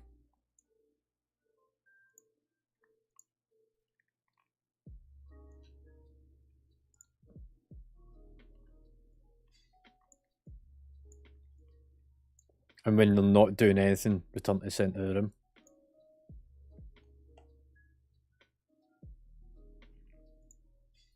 So it becomes that cycle of... It does. So if you've only got 10 and one person doesn't go into the soak, that's, well, if you take your tanks, your healers out of it, 3 people are required to do any soak mechanic, and if one person doesn't, that's a hell of a lot of damage on 2 people. I mean, it's a 50-50 split, so the fact it's a white mechanic for one person, if somebody's already low in health before the soak, that's going to fucking kill potentially one person. So yeah, I think it's better to have everyone return for the soaks, apart from the tanks on this occasion. And then all we need to do is step in and out for our debuffs.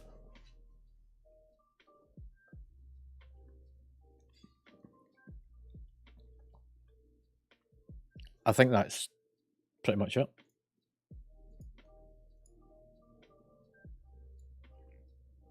Does anybody else get any feedback points on this?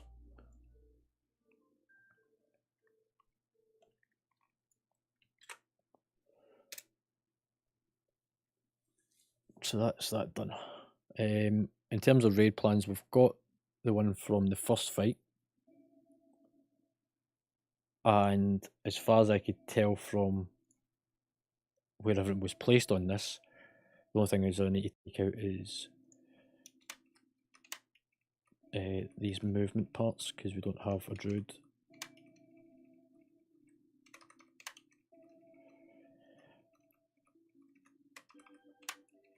Not as a tank. So that's Bloodlust over the first wave of ads, or just before the first wave of ads, and then it's everybody stands where the skull is, which is me. And then it's focused down the ad that spawns, which is in front of me. And I think that fight works perfectly well.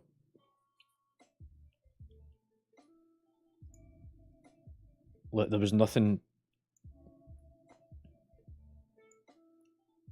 Yeah.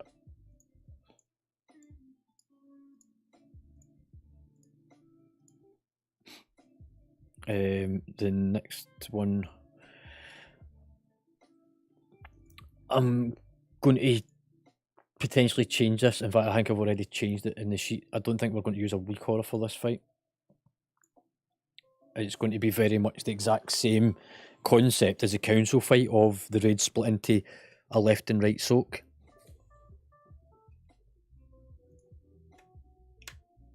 Let me take that out.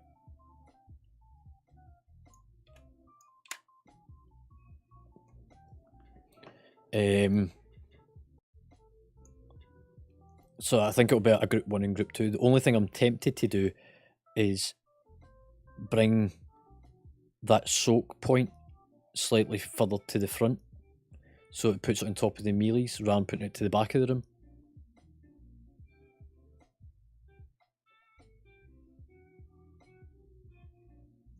Yeah.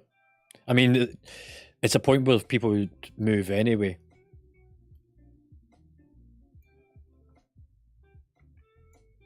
What have I got on here?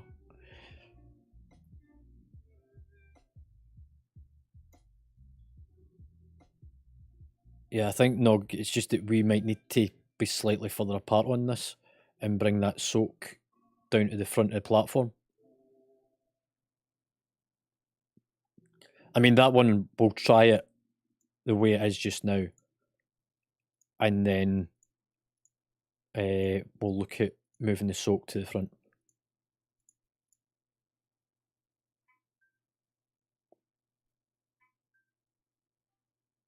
But yeah, I think so. We've got plans for the first sort of 3 fights. I think 4 fights. This is the one that we need to take 3 hits before swapping, and then everyone moves out. We bloodlust after the move out phase. The off tank picks up the ad and takes it to the side. There's actually potentially 2 ads. In fact, there is 2 ads on normal. And stick it on the edge, because then the blowback will throw us across the platform. And then just avoid the whirlwinds. And that does work, because I tested that on a pug group the other day there.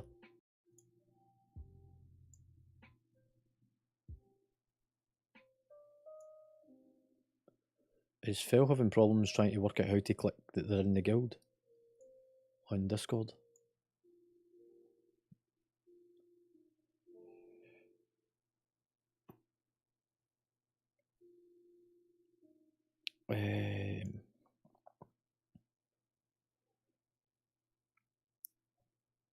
I think the one thing we need to put in on this though is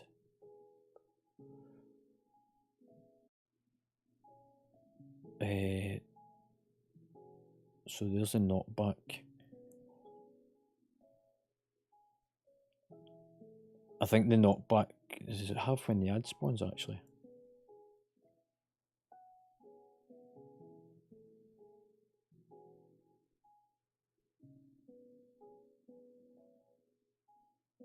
Cyclone's a pull-in mechanic.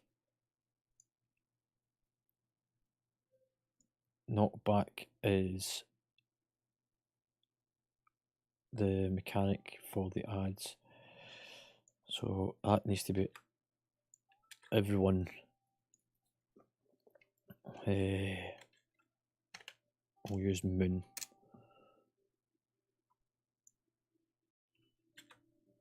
So that folk don't get knocked off the platform.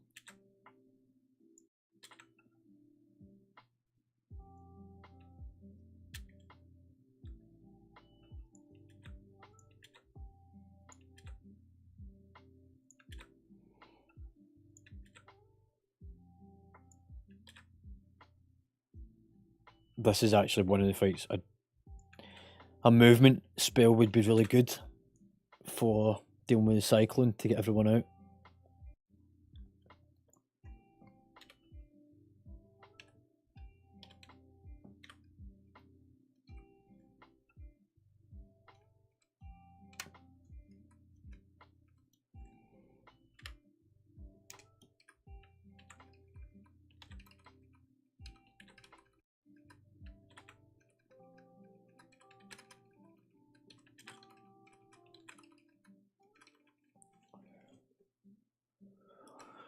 Right, I think that's us for this exercise.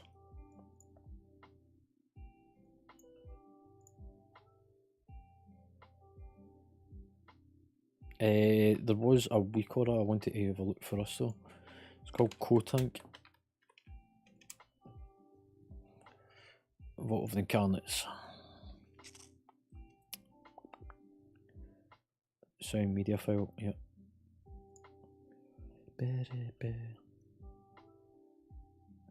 So this actually has the number of stacks.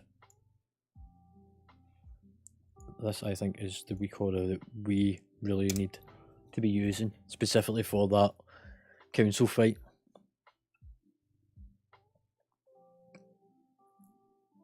So that we know how many stacks each of us has.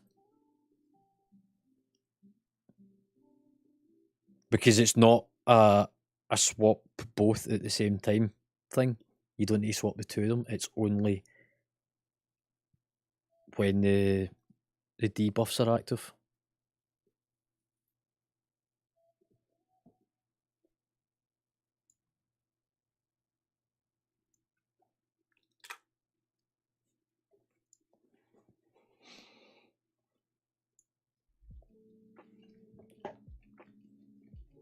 sound at X stacks 0. So ideally we want that to be 1 stack.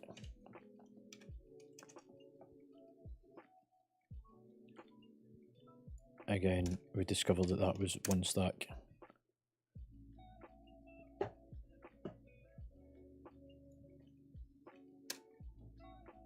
Crush and Blizz.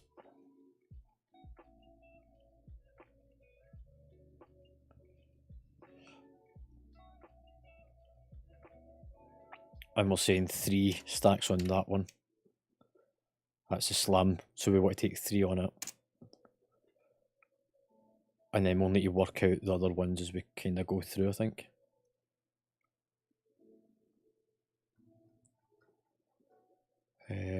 Are you in just now? Are you in game? It's just so I can share this recorder directly with you instead of fucking sharing it with the guild.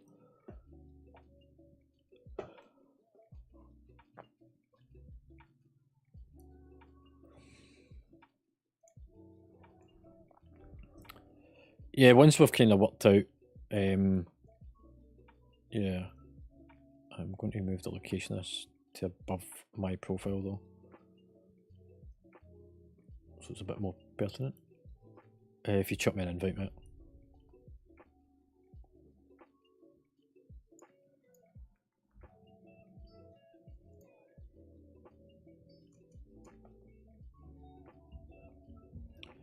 I think the more likely thing is that would be down a tank. Like if I'm not here, then you step in, or if Nog's here, you step in.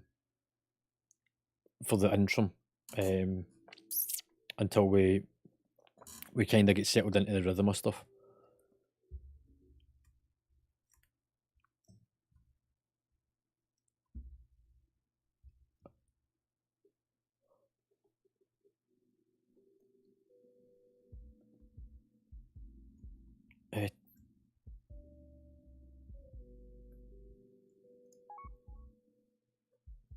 Yeah, I mean he's got Dragonflight. He was at 69 earlier. Oh, there you go.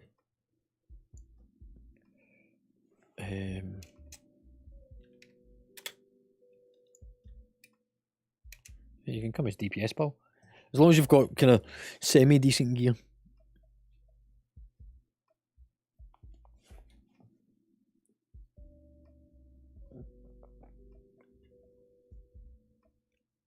As long as you've kind of got like baseline heroics, then that's sort of...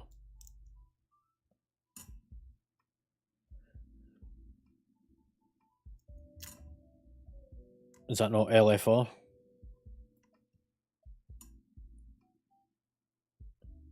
Yeah, heroics is a bit lower. Nog, did you get that? So you might want to move it. I've put it so it's above my profile picture to show the stacks on tanks.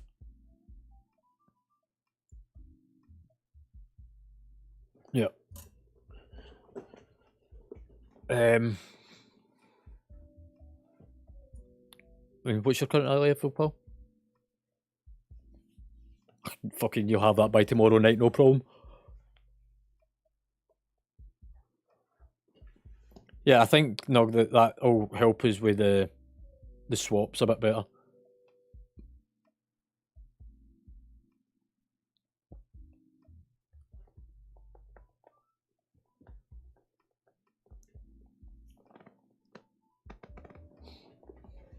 Wheels.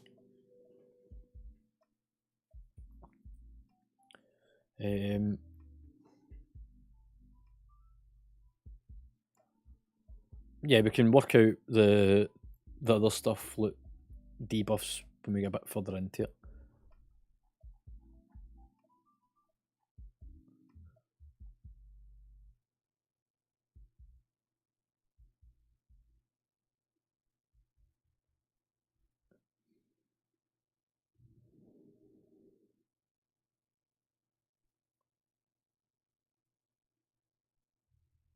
So yeah, it should play a sound at however many debuffs it is, and then that will trigger it. and the fact that we're saying 3 stacks on the knockback should mean that we don't get knocked off the platform at any given time as well. And it means that we're not having to now count there's been 3 knockbacks.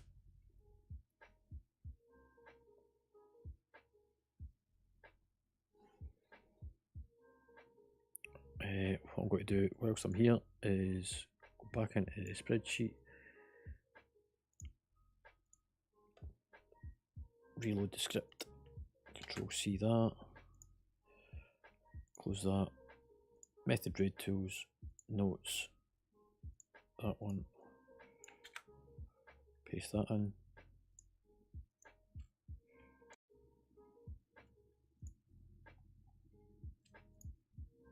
Load, copy,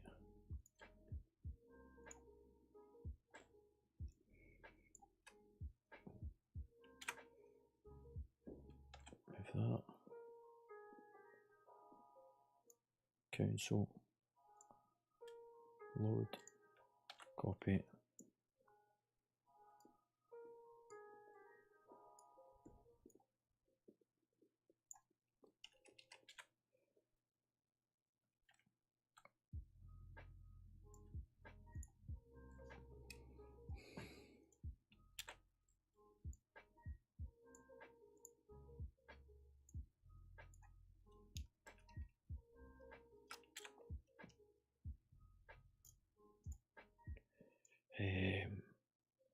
what I do need is that KC fucking weak horror. That.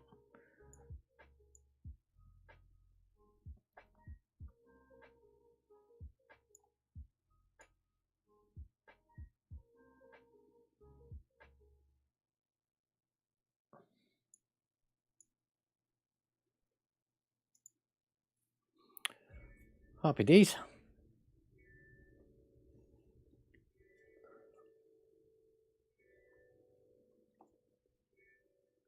I think we're pretty much set for tomorrow.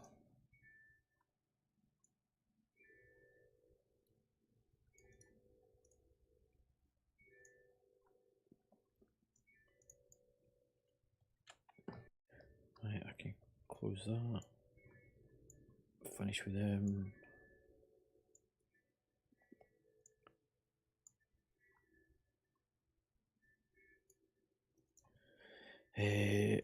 I need to take out the saved log from last night.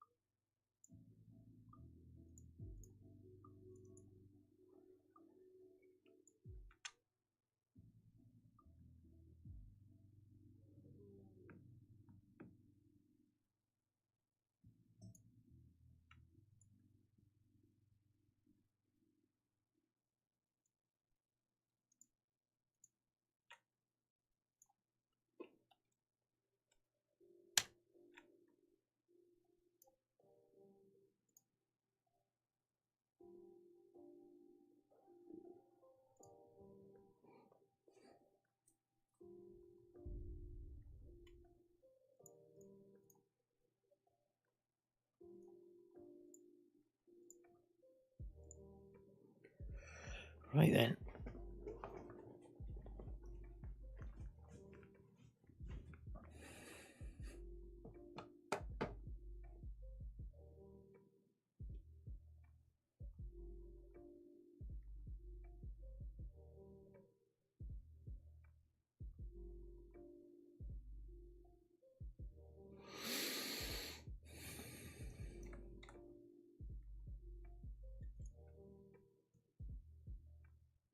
I'll go back to the auction house now.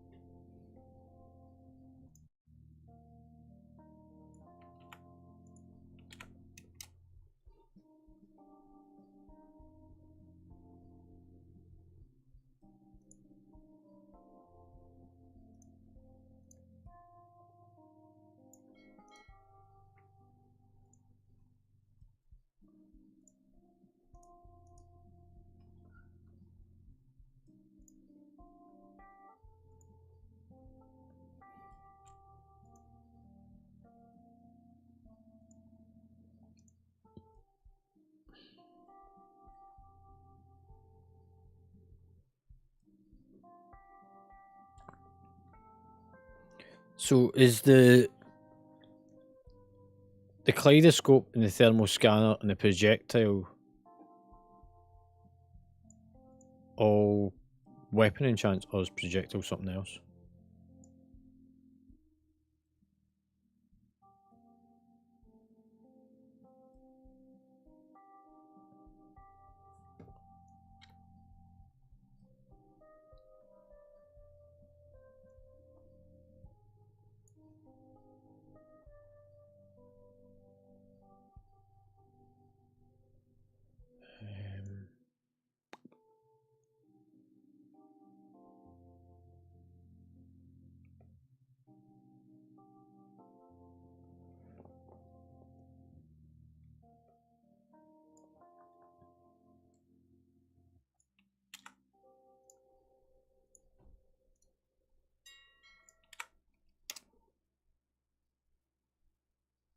Oh no, it's an enchant.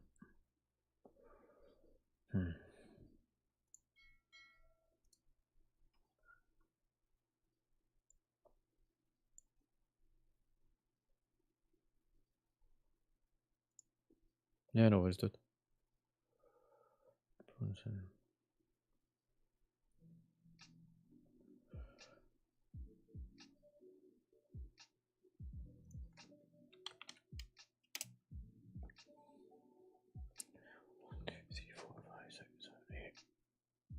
Yeah, no worries, mate.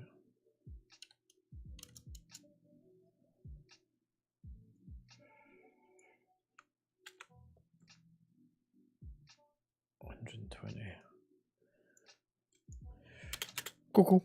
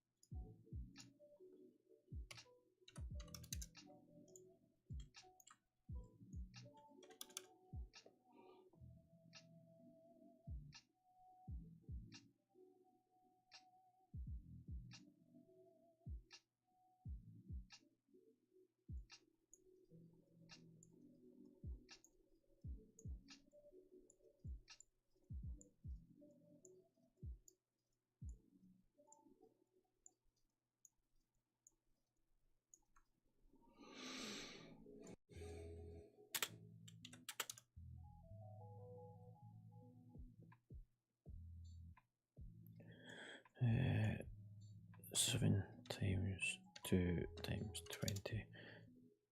280.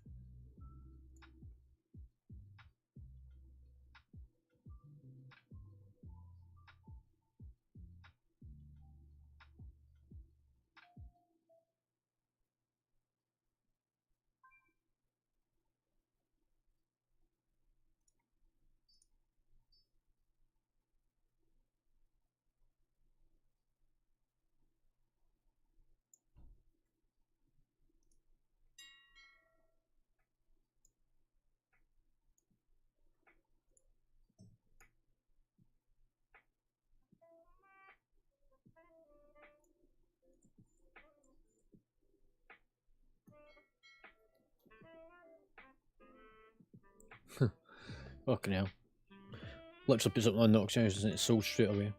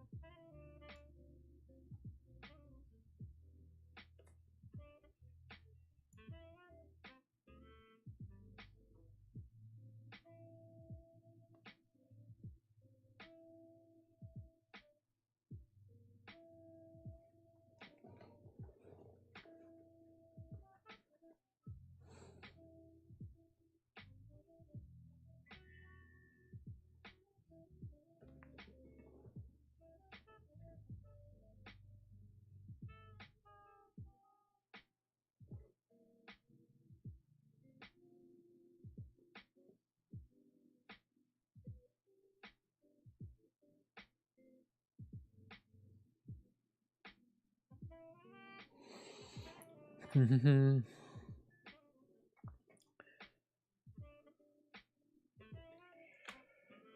what's everyone else up to apart from watching me do really shitty mundane tasks?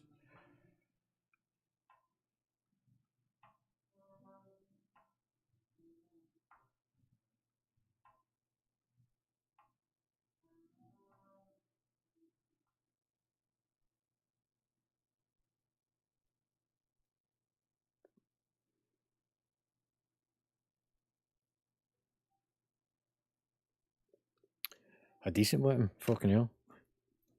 As long as you don't need a decent enchant for it. Like, you need to fucking bankroll like a fucking a heist.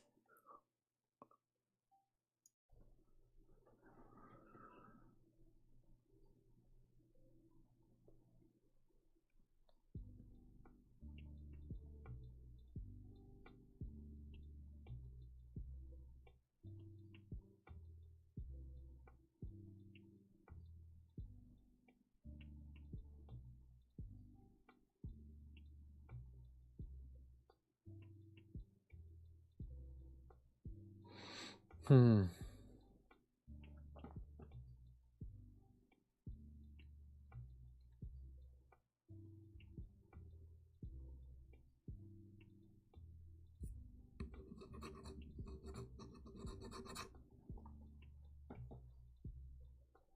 What time are we at?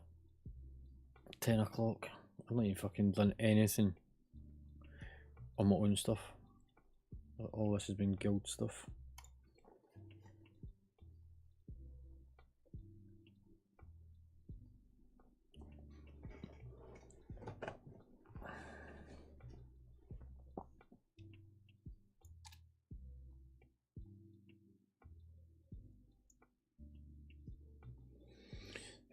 No, I'm gonna need you to post in the admin channel what your names of your main and alts is for raiding, so I can promote them.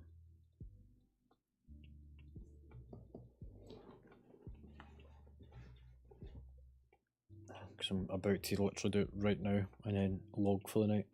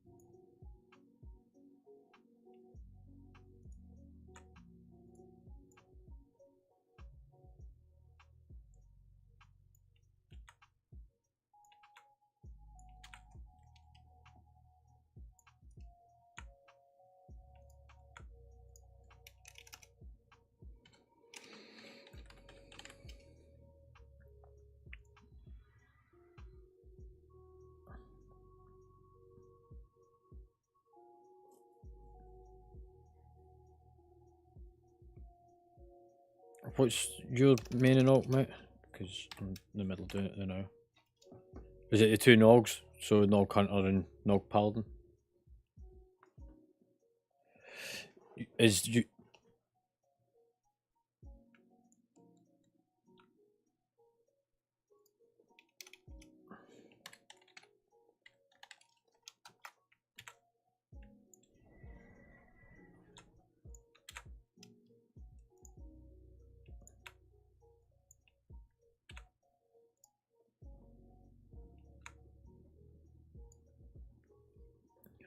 Right, so if I now go and run this,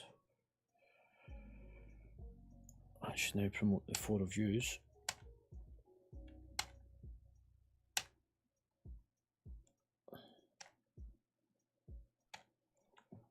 Up to hands of the king.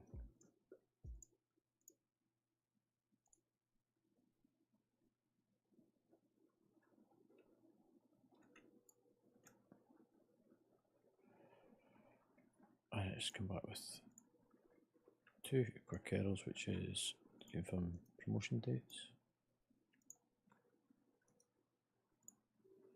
Done. Right, that's that all sorted.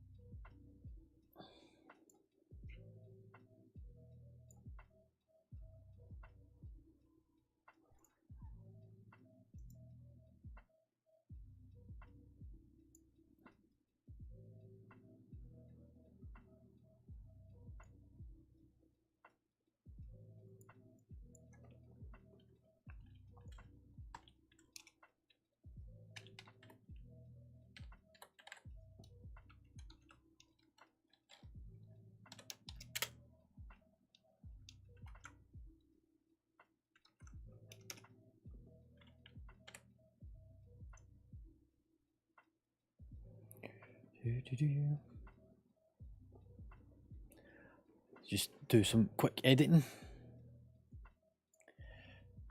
of some notes and stuff.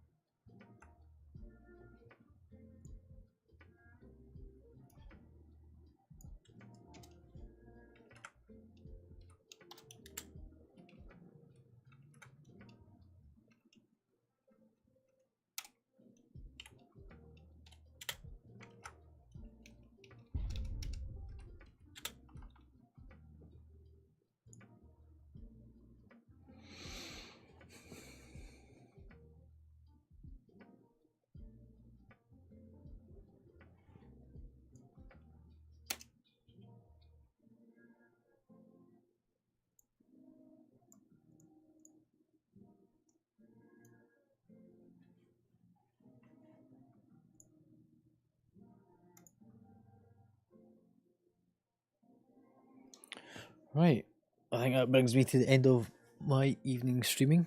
I've sorted my dinner, and I need to sort out some stuff in real life.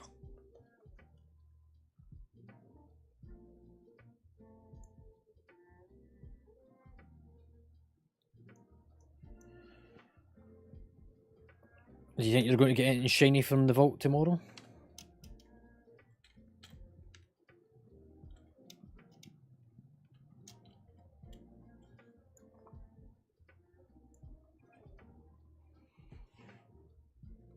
Uh, 359 is the highest I've got. I've not even got all 3 slots. I still need 3 dungeons, and I've not got the brain power to do it.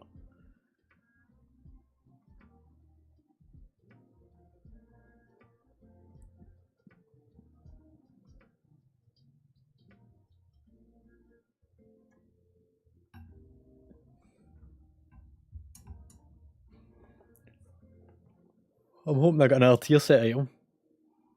That would give me 3 in a row.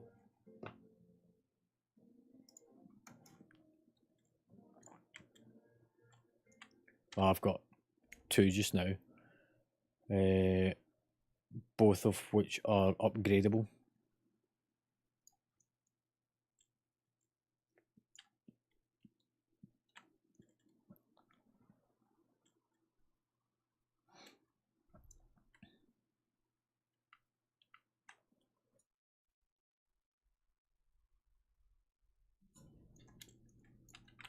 Oh fuck, I forgot to say to brag about something.